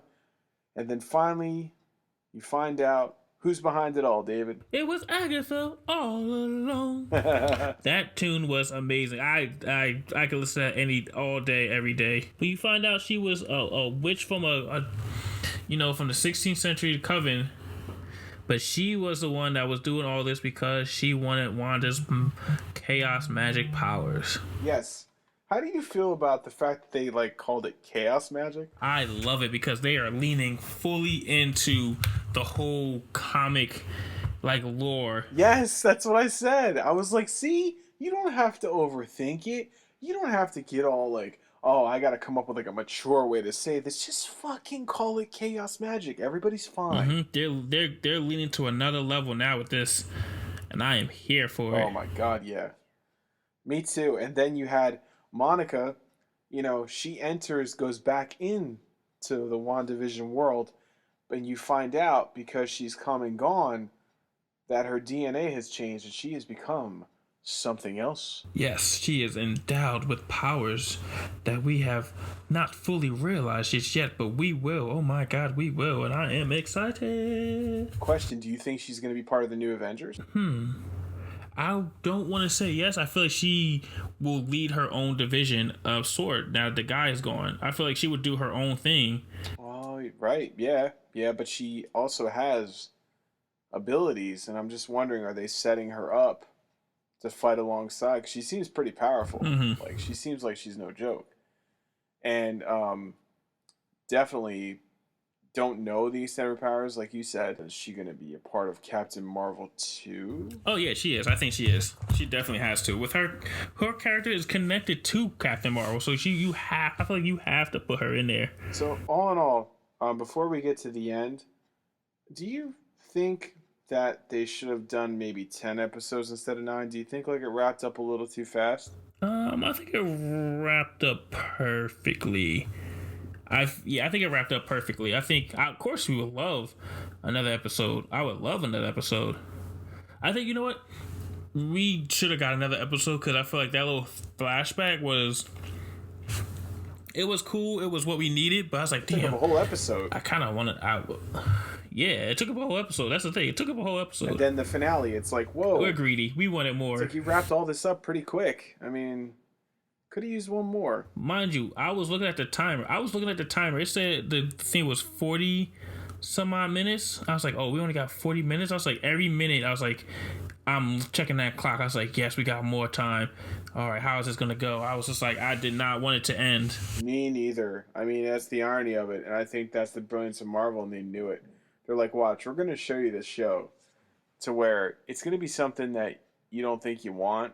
And even when we first show it to you, it's not going to be like anything. Because, you hear the Marvel theme, right? Dun, dun, dun, dun, dun, dun, da, da, da, and you think action, action, action. Then, boom, 50s sitcom. Nothing's really happening. But there's weird stuff going on. But it's not like any other Marvel. But it was a slow burn that delivered in spades in its finale, which we might as well get into now. Holy fucking shit. Yes, you find out it was Agnes the whole time. She's a powerful witch, and she takes Wanda, gets into Wanda's head, goes back in her past, and then I was wondering, what's with these sitcoms? Why? All right, she lost Vision. She created this universe because she's hurting, and I get that, and she wanted Vision back, but he has the stone intact in his head, so how did he get the stone back? That's what I was wondering. Also, you saw that scene where he tried to leave Wanda's world, and he started just completely coming apart, like he couldn't leave the world. Yes. Which was odd. And then you find out in a later episode that she didn't steal his body. That she actually, when she snapped and went to the place, I'm assuming the map to Westview, New Jersey, which is where this takes place. Because you see these people in this town, and you don't know, are they real? Because then there's these moments where they kind of snap out of it, and come to find out they are real. New Jersey, by the way, that's where we are coming from to you all, home of Wanda. Yes. And our video store here in New Jersey. But you find out these are real people. They're under her control. And when Vision kind of touches them, sometimes they snap out of it. Like, oh my God, where am I? And then they go back into it. And it's like whatever she's controlling, they're under her control. They are technically like slaves to her. And Yes. their free will has sort of been taken away. And then you see more and more what's going on. And then when you see the past, you see that she went through a terrible trauma, that her father actually sold DVDs to try to make some money on the side, and they would gather around to watch old TV shows. And her favorite was like was I Love Lucy? Dick Van, what was it? Yeah, it was like pretty much every episode that we saw that was influenced by a TV show was the ones that she watched and grew up on. I Love Lucy, Dick Van Dyke, the Brady Bunch, Malcolm in the Middle, right? And of course, recently, what was it? What's the family? The family. Damn Modern it, I Family. forgot the name. Modern Family. Yes. Yep. Yeah. And then, but the part that knocked me on my ass was that it was a Stark Industries missile that came into her house. I was like, oh shit. Yes, I mean we knew that. If you watch, Age of Ultron, they explained it. They sat there for 2 days. But it was like the visual of it, of seeing that sit there, and her family's dead, and it was like, whoa. So you see, she lost her family, she lost her brother, and then she lost the love of her life horribly. Like Thanos, what he did was horrible. Not just once. She had to kill him. She had to just trauma because she had to kill the person she loved, and then watch him come back to life to be killed graphically again. And then Wanda, when you see her evolution from Age of Ultron to Civil War to Infinity War and Endgame, you see she uses, like, she's got cool power, but you really see when she's pissed in Endgame, you see that she's way more powerful than you thought. It's like, holy shit, don't piss you off. Yes, she does not fuck around. Man, she was no joke. No, and then in this, she went, but yeah, she was never, we all knew that she was the Scarlet Witch, but she was never called that. Yeah, we knew that she was powerful, but they never showed her that powerful until now. No, and this other witch, Agatha, aka, showed herself to be there, showed that she was manipulating everything and manipulating her and trying to steal her power. And then at the end, they have this amazing battle, and then on the outside, they use Wanda's power. They sort of figure out a way to kind of steal from it to bring the real Vision back and send him on a mission to go in there and destroy her and the Vision there, which you find out the Vision she's with, she actually created, which blew me the fuck away. I was like, what? You could do that? I mean, she created kids and went through pregnancy. Dude, I gotta tell you, that was bugging me the whole time, because when she is, when Agnes gets her in the basement of her house and she has no power and she goes, where are the kids? I'm telling you, I thought she was gonna be like, the kids aren't real. I created them. But then you hear them talk and it's like, wait, they are real? But then you find out they can only exist in that world. And same with the Vision she created. They cannot. So if she puts this world down, the people are free, but she loses Vision and loses her 2 children, which is like, wow, this is fucked up. Yeah. She's going through it. Oh, yeah. Then they have the big battle, and then you have the 2 Visions. And this was the highlight of the show. I didn't mean to interrupt you earlier. Please go on about the Vision versus Vision. Go ahead. I honestly thought it was. I wanted it to be longer. I want to be more dramatic. Yeah. But it makes sense because it's like they're both like machines. They're smart as hell. Right. So of course they would have a philosophical debate about what is real, what is not. Am I the real one? Are you the real one? What makes me real? What makes you not real? What makes us life is life? I'm just like, are you serious right now? But I wasn't upset. But I kind of was, but I was just like, what the heck is going on? Not upset. I was just like, of course. Yeah, of course you would have this conversation between 2 smart asses. It's like, so imagine sitting in a room with lawyers and just watching them legally battle it out. It's like, I would expect it no other way. But I was like, damn, I wanted it to be a brawl. It was, though. For a while there, the brawl part was beautiful, man. They were going at it, the 2 of them, and it kind of looked funny because then it was getting to the point where, because he could phase through him, he could phase through him, and it's like, when is this gonna end? And like, that's true. Then it got to the point where, do you know what they did, David? They ex machina'd it. They went like, what is real? What is life? I was thinking of you because it's like you just recommended Ex Machina from our previous episode. If you listen to the physical media recommendation, Yes. Ex Machina on Blu-ray, it was a little moment like that. And my question is, so when Vision from the real world got his memory back, which it just see, but this is where it kind of bugs me because it's like, wait a minute, she created this Vision, right? How can he do that to the real Vision? That's how powerful she is. That she can, she can pretty much recreate. It was a lot going on. I was, like you said, confused. I was just like, I'm just here with it right now. I'm just gonna go with it. I mean, don't get me wrong, it was very entertaining, but definitely left a lot of questions, and I'm sorry to say, a couple of plot holes. Not like, a couple of little hiccups there, but all in all, very well done. The effects looked fantastic.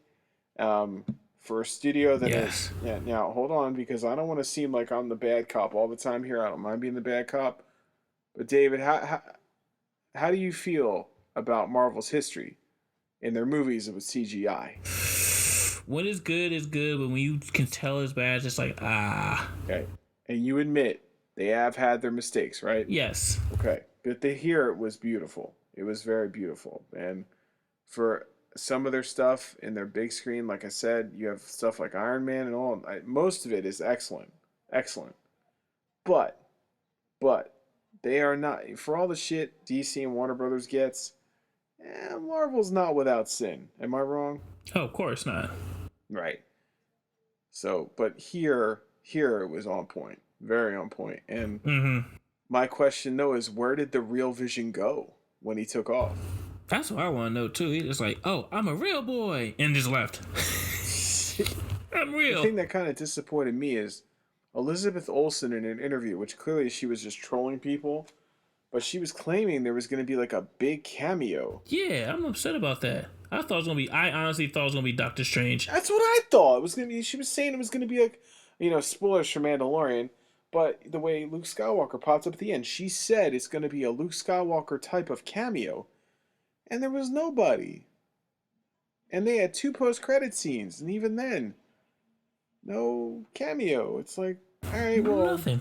the Captain Marvel sort of alien cameo, but that's nothing big. I mean, yeah, it's not for big. sure. That's not. It's cool, but it's not what we thought it was. Yeah, and the big disappointment, like you said, was Evan Peters, as Quicksilver.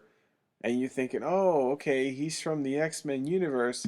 Ain't wrong. You come to find out Nope. he's just a Westview resident with a really funny name, Ralph Boner. And he's just there. He owns the house that Agnes lives in, which is like, well, how'd you feel about that? It was nice. It was a little fake out, which I was like, damn, they got me. Yeah, they got me too. But, I mean, yeah, I was just a little, not disappointed. I was just like, oh. Yeah, it's funny? The director of this episode came out, and this is what had me a little worried, is that he said, I wouldn't be surprised if fans are disappointed with the finale, which had me like, what? What's that mean? And I guess this is what he meant. I wasn't disappointed in the finale. I was just like, damn. No, all in all, I thought it was beautifully done. I thought it was a very good finale. Great action. The fun post-credit scenes, especially at the very end there, where she's like by herself and she's doing that, like she's sitting having tea while there's like the projection of herself as Scarlet Witch reading the book, and then that her kids' voices yell out, "Mom, help!" So yeah, I'm like, what's going on with that? Are they really real, or This is what's such a mind fuck. It's just insane. Like, oh my god. All in all, I think the way it was so unique and so out of the box and so different in terms of what you can do with a comic book, what you can do with telling a comic book narrative. This deserves so much praise because it was a slow burn. It gave you what you wanted in a way you didn't expect, but it paid complete respect. And this is where Marvel always does well, where Warner Brothers, I think, drops the ball way too often, is no matter what they do, Marvel, in the MCU, they always respect their history. They respect the rules of their universe. It's not that you can't break them. It really isn't that way, but they don't completely shit on them, and they don't like try to redo it in a way to where you're like, what? It's just very Yes, exactly. even this, which broke 100 different rules and barriers, still was in the confines of the MCU, and it wrapped up nicely. But what's interesting is Wanda is unaware that Vision is out there. Yeah, she did not see or even ask if her Vision defeated the White Vision. Right. Which was weird. Like, didn't occur. You didn't want to ask. Like, she probably just assumed it. There was there was other things they had to worry about. No, you're right. I mean, she finally, freed the people and whatnot. And had to watch Vision die yet again. Again. I feel bad for that, man. But all in all, good shit. Is there anything else you want to say about it? I guess my final thing I would say was I enjoyed this entire miniseries as a whole. I loved the show, slow burn, how they ended everything. They brought the Scarlet Witch back. They created the lore, the legend of it. It was, and like all the cameos of like people from other shows. It was perfect. Yeah, it was a lot of fun. And it has me very excited now. Very soon we're going to get Falcon and Winter Soldier, followed by Loki, and I can't wait for all of it. Oh yeah, I forgot about Loki. I completely forgot about that, which I want to see because I am curious. Marvel is really, like I said, leaning into this comic book heavy, like, I'm just like, what is going on? But I'm like, I want to see it because I'm confused. And I just want to see it play out on big screen. That's pretty much what it comes down to. I want to see it play out. It will, and Kevin Feige said whatever happens in these shows, it's canon, and it will play into the film universe. Yes. And I also want to see how are they going to play off this Loki after technically he's dead. So, in the other timeline, I guess this is the Loki from the timeline. Oh, no, don't do it. Please, let's not talk about that shit, that bullshit, and that, oh man, that timeline horse shit that they came up with Endgame, which makes no fucking sense. It gets me so mad. Don't get me started, please. Don't. Because that's a discussion for another day, but god damn it makes no fucking sense. It does not, but we are here. They figure out a way to bring Loki back because why? We love him. We love Tom Hiddleston. Plus, did you notice something? I was thinking of you too when, because I was thinking, wow, Catherine Hahn is killing it as Agnes. For once, Marvel's going to keep a villain around for future films. Once again, that is one terrible habit the MCU has. We don't hold on to our villains. But technically, she just locked her away. She said, "Well, I know what." She's like, "You can't kill me because you'll need." She said, "You don't know what you'll need me." Blah blah blah. So she left her there. So I'm thinking she's gonna pop back up again. So she's not gone for good. So they might have got rid of her. Yeah. But she depowered her. But she'll be back. She's too good. Catherine Hahn. Oh, man, yes. She's too good. What she did in this role, she murdered it, man. She was too good in this show. Mm-hmm. And I love that jam. It was Agatha all along. Yeah, I also love the way they pointed out about Wanda's accent. She goes, "Wow, that accent really does come and go, huh?" Yes, they're too good with that. That was good. Like that. That's what makes it so great that they're not afraid. That's where I think DC goes wrong, and I think it was the problem a lot with the 20th Century Fox X-Men films too. A lot is just stop trying to make these darker versions of characters who aren't supposed to be that dark. You know what I mean?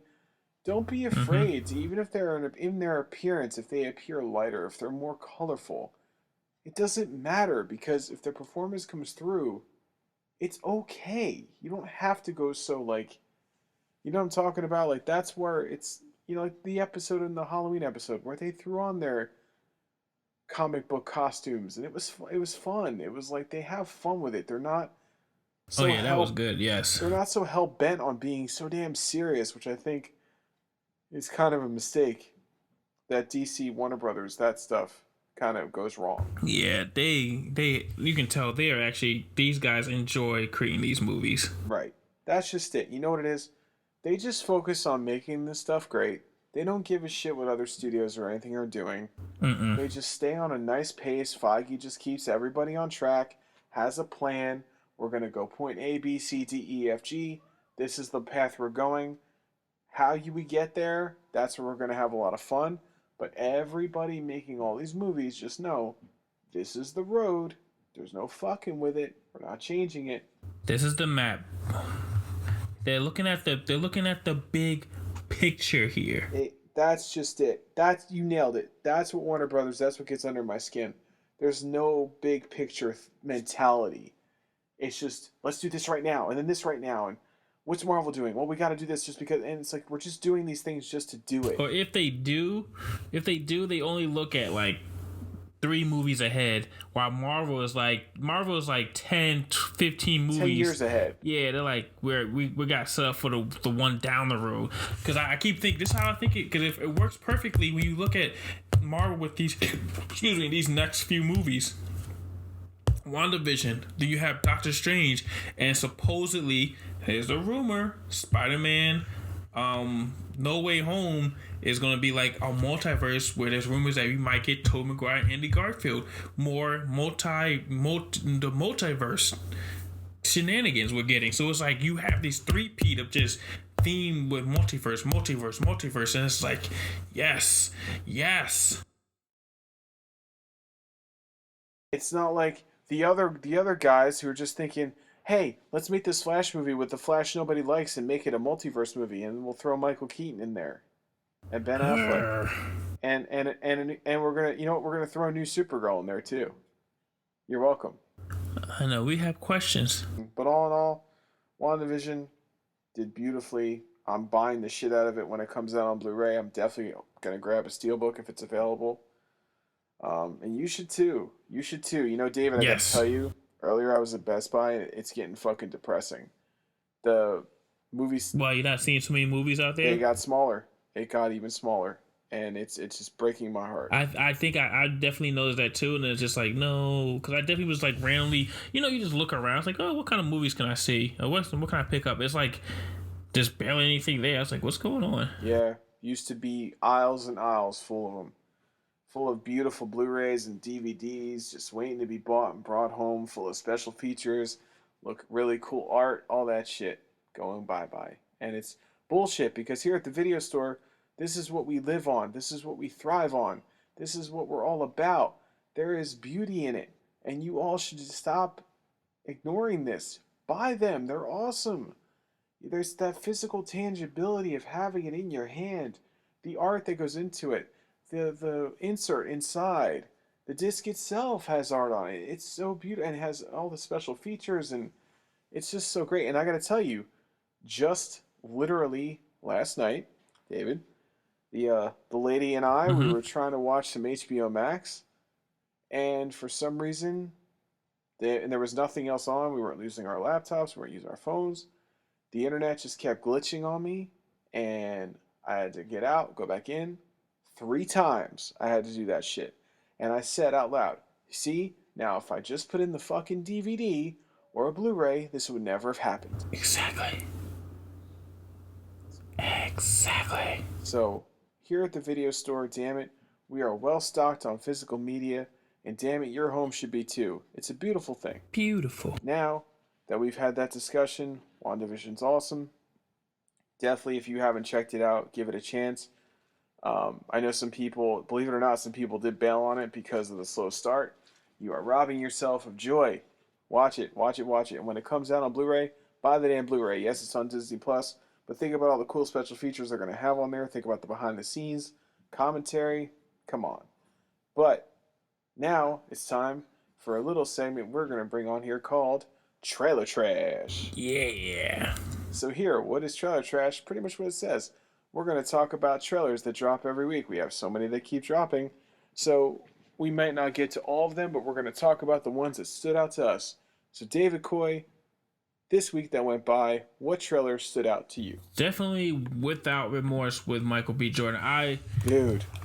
Oh, That looked amazing. I was getting very like John Wick fighting style vibes, yeah. and yes, like John Wick and Born Identity, the Born series. I was getting that. I was like, dude, you like Michael B. Jordan is really becoming that action hero, and this right here, if this movie is good, should solidify him. Absolutely. He was kicking ass. Dude. Like I felt every punch, fight thrown. I was like, yeah. Take my money. Take it now. Take it all. Yes, I'm so glad he's in this. It looks awesome. Yeah, I got John Wick, I got Born Identity, and I also got a little Olympus Has Fallen. Yes. With Gerard Butler, I kind of got that feel. And it's all good shit. Fine, like a all-out action movie that's not a superhero movie, that's not a reboot. It's an original thing, and it's got franchise written all over it. There's no reason this can't be up there with Die Hard and all the greats. This looks like it's going to be his baby. And see what I mean? He looks great here. You don't need to be Superman, bro. You got your thing going. You're so good. Like, oh, I'm all in. The trailer looked unbelievable. The fights look great. Yeah, definitely. When it was from the tragedy and I hear a woman say, "Don't you know who that is?" I was like, "Oh, just please someone say John Wick." Just you have to, you know. And it's the same thing. Like, I remember Matt Damon joked about the Bourne trilogy, how he said he got so tired of people looking at screens in those movies saying, "Do you know who that is?" And he's like, "It's Jason Bourne. It's always Jason Bourne. We know it's Jason Bourne." Just like in John Wick. Who is it? John Wick. Everybody knows him. Everybody knows John Wick. Who doesn't know John Wick? Everyone knew John Wick. In that world, it didn't matter where he went. Everybody knew his ass. I was like, who doesn't know John Wick? Like, I was like, is he that much of a figure that everyone knew who he was? Like, everyone. Yeah. Like, for a business that I feel discretion is highly important.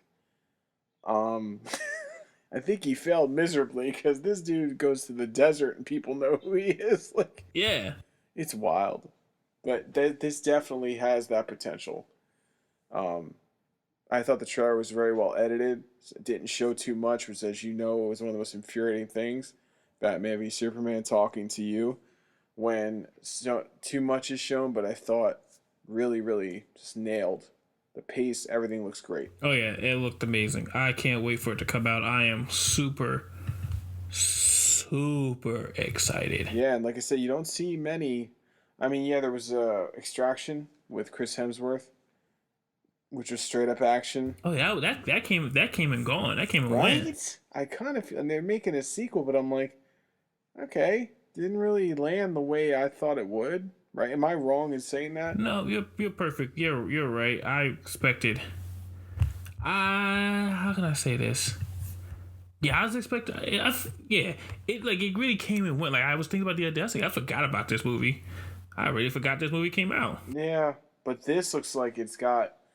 Again, Michael B. Jordan, man, looks like he's.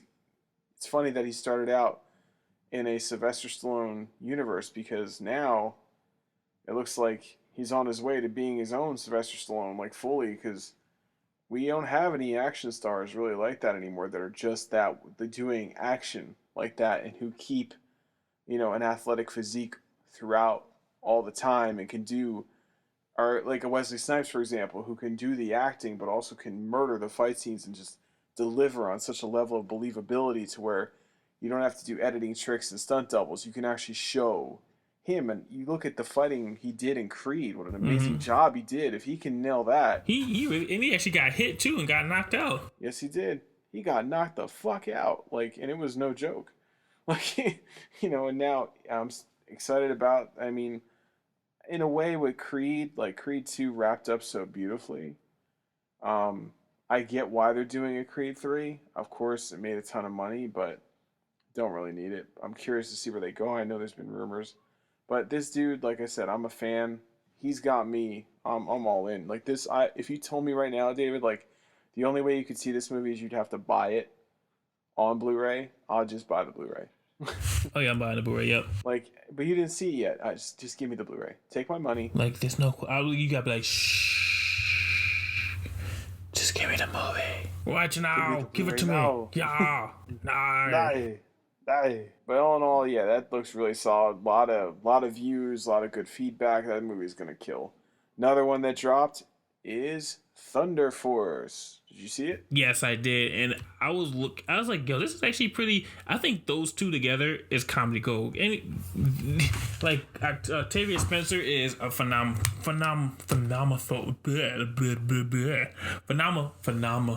She's an amazing actress. Just screw that. I'm just saying that.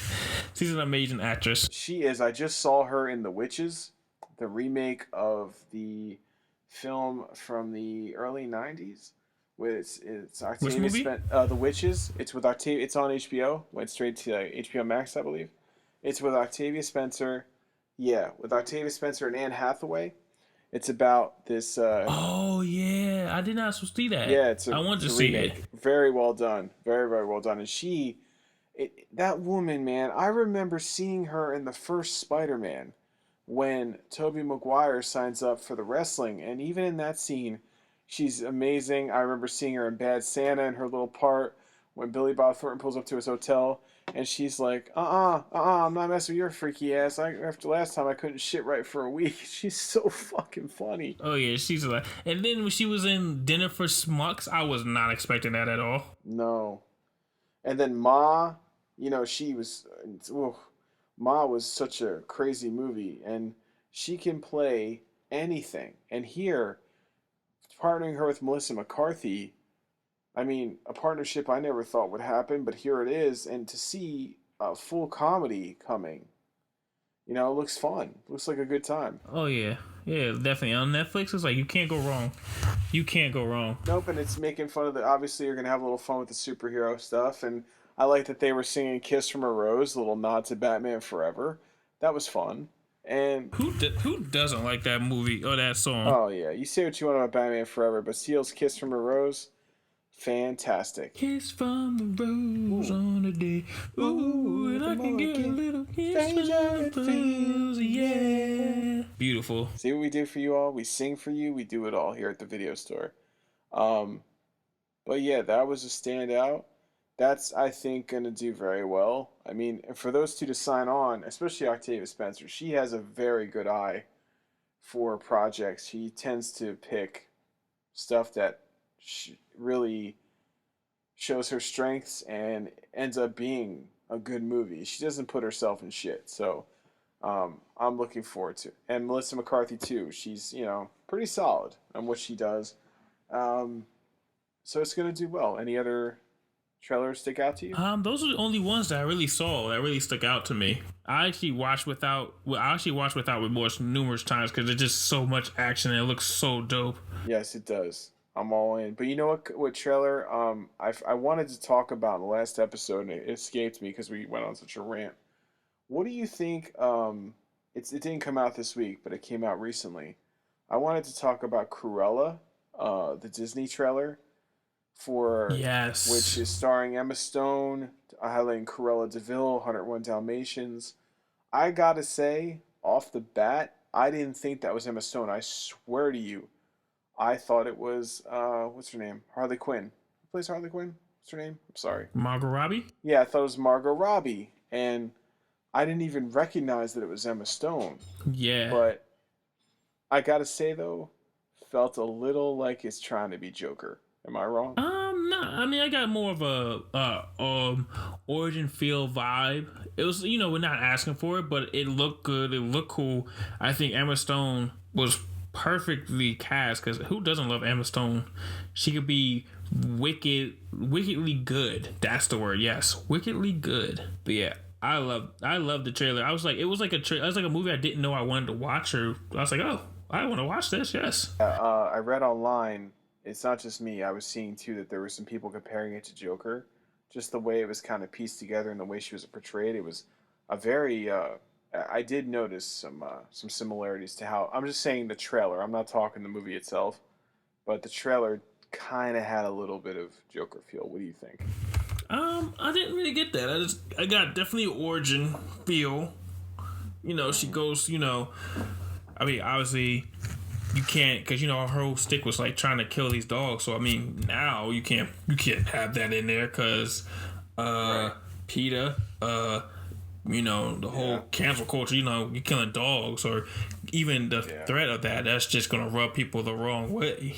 I will say, I considering how adorable like the Dalmatians looked in the original animated 101 Dalmatians, the live action remake with Glenn Close, they look scary as shit. And this title, this is like, these are Dalmatians you don't mess with. Like these Dalmatians did some time in the kennel, and they're not fucking around. Like you're not taking them home. Oh no. These are not the ones you bring home, mama. I mean, yeah, I get it. She's Cruella de Vil. That would obviously be geared towards her, but still, man, they look scary. But I do want to watch it. I want to watch. Same here. I was surprised, though, for having the Disney logo. Pretty dark. I feel like they pushed... It's kitty dark in a sense. It's not like, it's like the fake threat of, like, anger. It's not going to be... They're not going to really do anything crazy. You don't think they're going to, like... Yeah, like, they're not going to go full... Like, yeah, they're gonna go full dark. Yeah, they're gonna be like, oh, we're gonna take your dog and we're gonna snatch him up, and they're gonna use the right wording that's still PG-13, and the dog's gonna be kidnapped, but probably in a comedic way, so it's not. They're gonna sugarcoat so it's not as bad. We're gonna take the dog and bleed him quiet and leave him here. Shh, in them trees. Yeah, out there, past them trees, and then you just see a dog peeing on a tree. It's Bill Duke, and he's very particular about his garden.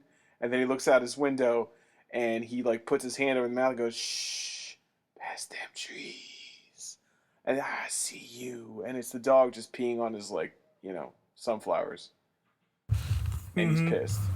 Like, really? But it's like, be quiet. And then he takes out that minigun that he had in Predator when he shot the entire jungle, and that's what comes. He's like, ah! Oh my God, he just destroyed that jungle looking for that thing, and he did not never find it. It found him. Mm-hmm. So you see, kids, what we just did there? We just brought Disney and the Predator, 101 Dalmatians and the Predator together, which, David, you can do now because Disney owns 20th Century Fox titles. Under that umbrella is the Predator. Speaking of which, side note, did you hear about that line of comics coming now where the Predator, because they have him now, he's going to be popping into Marvel Comics, just fucking going after MCU people? Really? Yeah. I want to read them I all. would love this. Yes, I would actually like to see that. And I'm not lying. If you told me, like, there's going to be a one-off, or maybe, not all of them, but maybe there's just going to be a couple MCU characters on the big screen and Predator just goes after him. It's like almost like that comic, that one-off comic. Oh, they made a sequel to it. Deadpool kills the Marvel Universe. Yeah, but it's like the Predator. Yes. Yeah, we need that. I will buy that comic if they make that. Like, just have the Predator actually killing warriors. Oh, yeah. Yes, I'm here for that. That'd be awesome.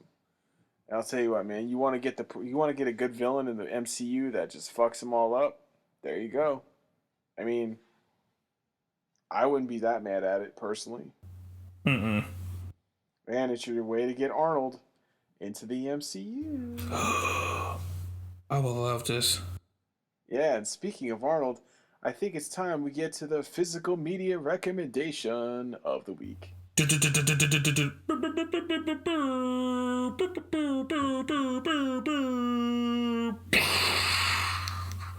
Sorry. All right. No, that was amazing. I purposely stayed quiet. I just wanted to let you go. Just let it go towards the end. So yes, it's time for the physical media recommendation. This is where myself and David, each of us, recommend a piece of physical media, a Blu-ray or a DVD that we love and we feel you should own in your life, and we will tell why. David Coy, start us off. I will go with the always classic, always festive movie, Jingle All the Way. Yes, the theme this week is Arnold Schwarzenegger. Yes, like Arnold Schwarzenegger. I have it as Blu-ray with digital HD, of course. Perfect. But yes, this movie is like a gem. It's like I watch it every year around that Christmas season because it's just hilarious. It is the action hero that we all know and love, showcasing his comedic chops again.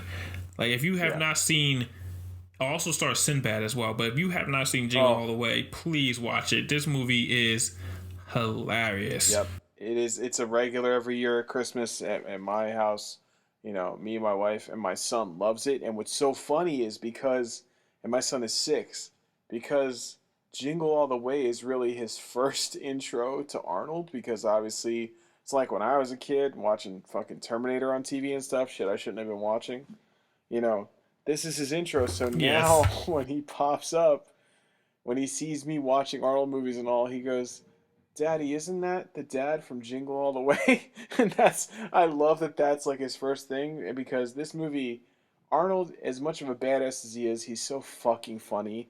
And this is a gem, sort of underappreciated when it came out, but it totally capitalizes on, you know, the rush. Sort of like, it's not a Black Friday movie, but it feels like it should be, of how, you know, the search for the perfect toy. He plays Howard Langston, and he's, you know, amazing father, but he's always busy, and he waits till the last minute to do everything. So on Christmas Eve, he has to go out and find his son a special toy. And what toy is that? Turbobon. This is Turbo Time. It's his son, Jamie, played by Jake Lloyd, young Anakin Skywalker in Episode 1. His wife, played by Rita Wilson, wife of Tom Hanks. Great cast. You got Phil Hart, the late, rest in peace, Phil Hartman as the asshole neighbor. Oh, he Ted. is hilarious. Mind you, since we're watching it as an adult, he is piping down the neighborhood. He is just going down house to house and just getting these women. Yeah, it's definitely like this dark underlying plot in there that he is fucking everybody in that neighborhood. He don't even care that it's Christmas. He don't even care that his son's 4 feet away from him. He'll ditch that kid to go get it. He's just, you know, he'll get his. Don't worry don't worry about Ted. Ted doesn't. And even in front of Arnold, Arnold's 6'2", all muscle. You know, you don't even care. You're in his house putting lights on the roof right in front of him. You know, eating his cookies. Put that cookie down. Yeah, and then you have, oh my God, the great and underappreciated Sinbad. And I feel his best movie role, him and Arnold are so fucking funny together. Oh my God. Miles Larrabee. He is a postman, a bitter, definitely disgruntled postman who steals every scene he's in. And unfortunately, this is another thing you notice. Just like how you notice how Phil Hartman is plowing the whole neighborhood. Yeah, Sinbad's going to jail for life in that movie from all the he commits major felonies in that movie, like not just felonies, attempted kidnapping, probably even attempted murder at one point. Terrorism. Yes. And he's going away for a long time. Oh, and then my wife pointed out too, he's running down the street in broad daylight when they're running to the radio station. He's taking people's mail and he's just fucking throwing it on the ground. Yeah, that's another felony. He's messing with people's mail.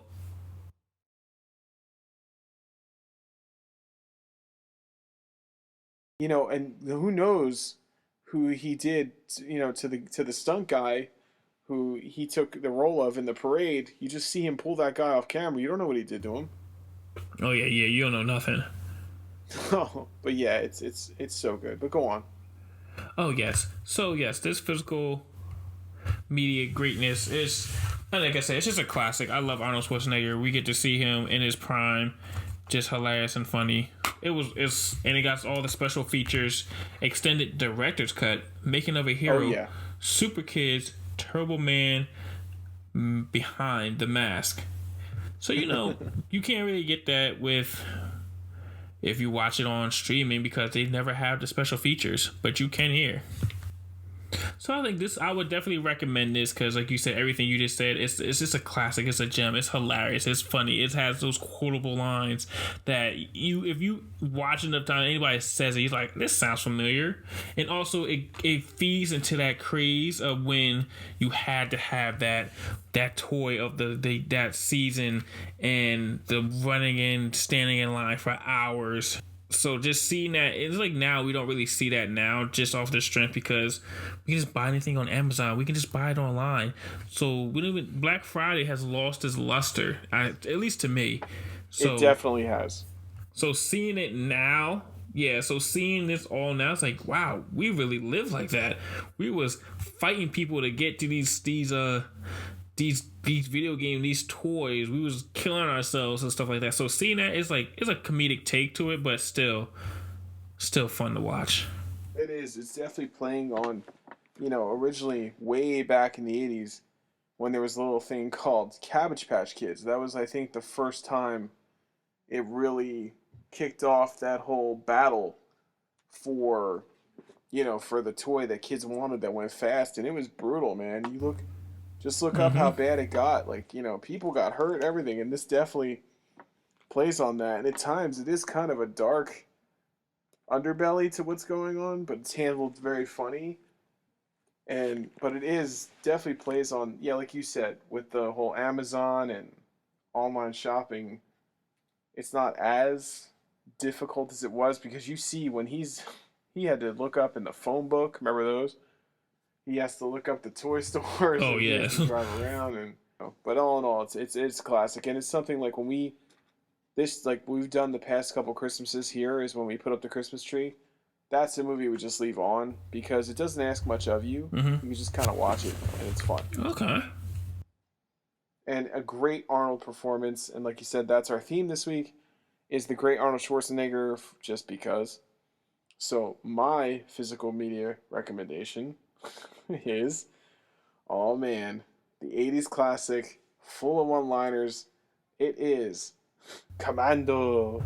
Oh my god, yes. The classic, the instant classic. I feel like if you have not watched this movie, oh my god, it is the movie of its time, of just generation of just action, one-liners, and just carnage and mayhem. It's Arnold that is in his 80s glory. Just all of his, oh my god, where do I even begin with this masterpiece of 80s action and ridiculousness and awesomeness? Oh man, it definitely was, as you know, famously, both Arnold Schwarzenegger and Sylvester Stallone have been in deep competition with each other since they first hit the Hollywood scene. This clearly coming out in 1985, clearly is kind of a little answer to Rambo. Oh my god, yes. Yes, it came out the same year as First Blood Part 2. Rambo 2, ironically. But yes, I have the director's cut of this gem. I have the steelbook. I got it from Best Buy, and it's hilarious, David, because on the front, it's got him with no shirt on, with the gun on the back.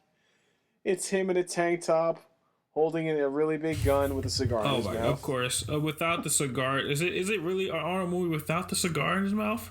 No, and this is when R-rated movies, action films were at their absolute greatest. Here you have all these tropes, you have one-liners, you have unnecessary nudity, you have tons of bullets getting fired at a man who's wearing no shirt, has no Kevlar, and barely gets a scratch on him. You have a great cast, you have all sorts of 80s alumni in here besides Arnold. You, of course, have, as we talked about, the great Bill Duke. He pops up in here. You have Vernon Wells from The Road Warrior. He's in there. You have David Patrick Kelly from Warriors. Warriors come out to play. Yes, from that, yes. And man, oh man, his scene, oh man. Yes, and you have Arnold Schwarzenegger playing. Do you remember his full name in this movie? No, but it's something crazy. I know that. So it was like full 80s, just like... Well, David, Sylvester Stallone may have played John Rambo, but Arnold Schwarzenegger is playing John Matrix. That's it. I knew it was something crazy. Matrix. Like, who names their last name is... Like, that was just quintessential, just 80s, 90s, that whole action vibe time. Yeah, just these crazy names.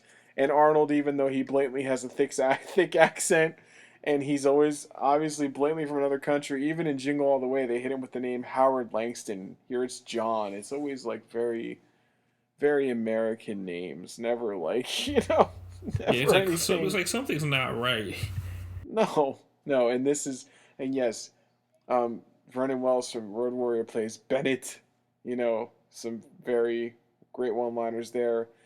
Arnold Schwarzenegger's daughter, played by a very young Alyssa Milano. His love interest in the movie, played by Radon Chong, daughter of Tommy Chong, and she's of course, she's in a bunch of '80s movies, Radon Chong, and then after that, she did stuff, but never quite what she did in the '80s. But here, she is, she is right alongside Arnold Schwarzenegger in this wild fucking ride where, he plays this retired military guy who has an insane physique that I always wonder in these movies. Like, you never quite see how they maintain that level of physique. You never see them hitting Not the at gym all. for 3 hours a day. Can we just start off with the fact that he starts the scene off like he's like petting a deer and then walking down the roadway with a log, a log over his shoulder.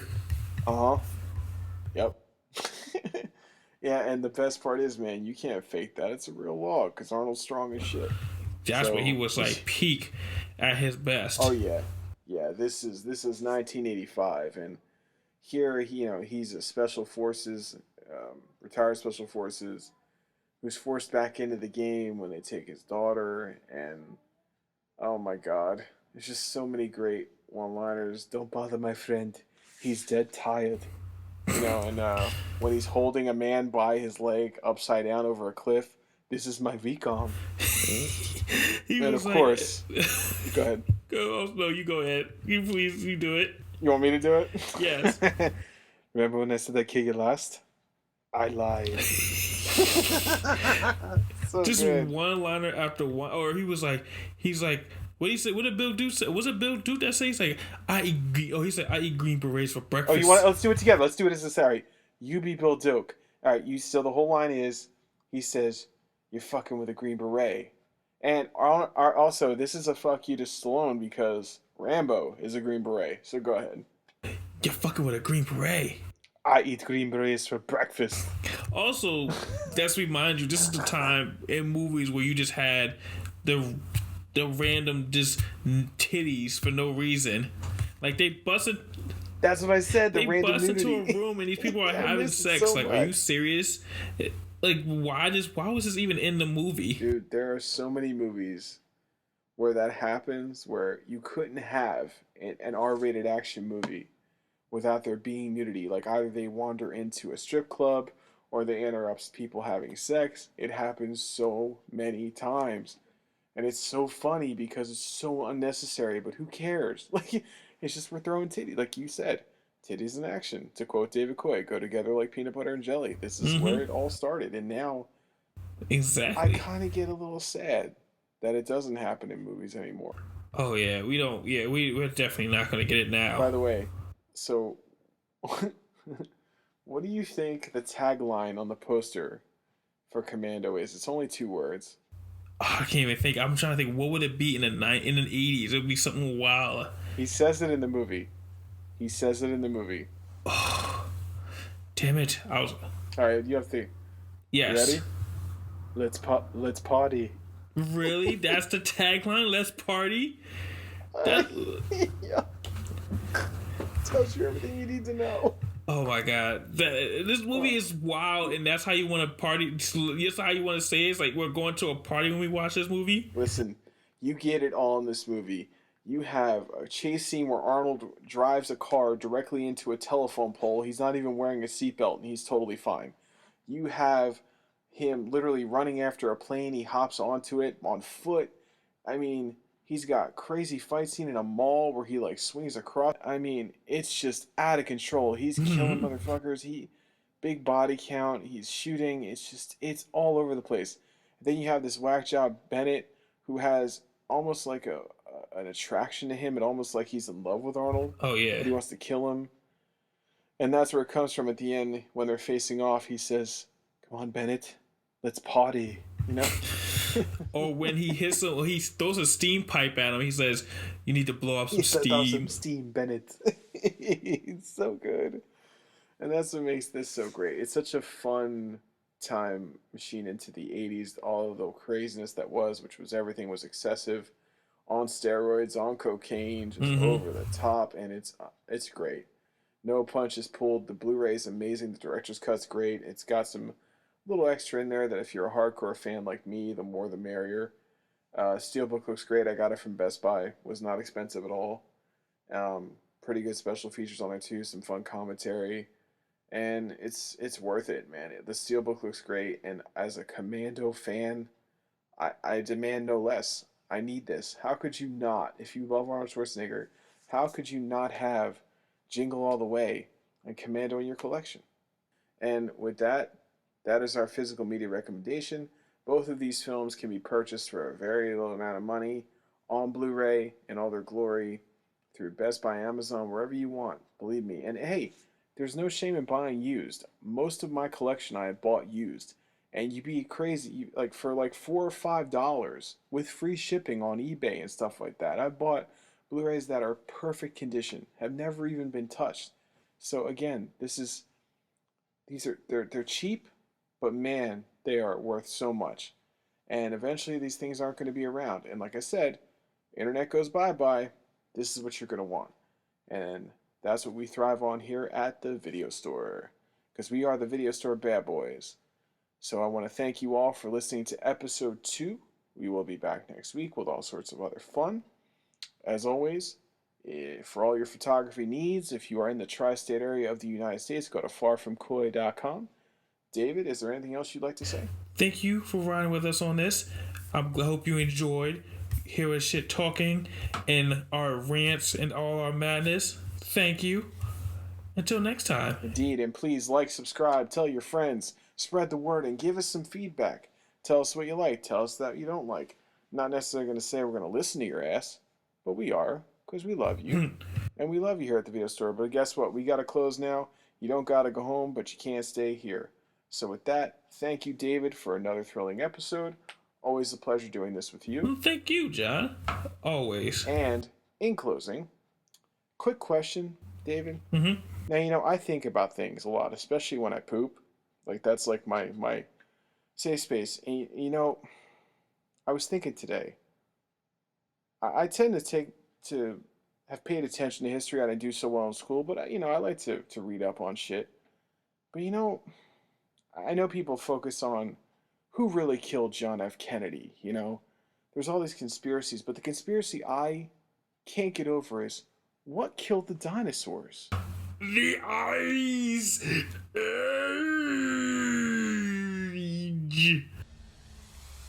The Video Store Bad Boys podcast is a double pop collar production. Be on the lookout for the Video Store Bad Boys on all of your favorite social media platforms. If you like what you heard, like and subscribe. The Video Store Bad Boys will return next week. Bye.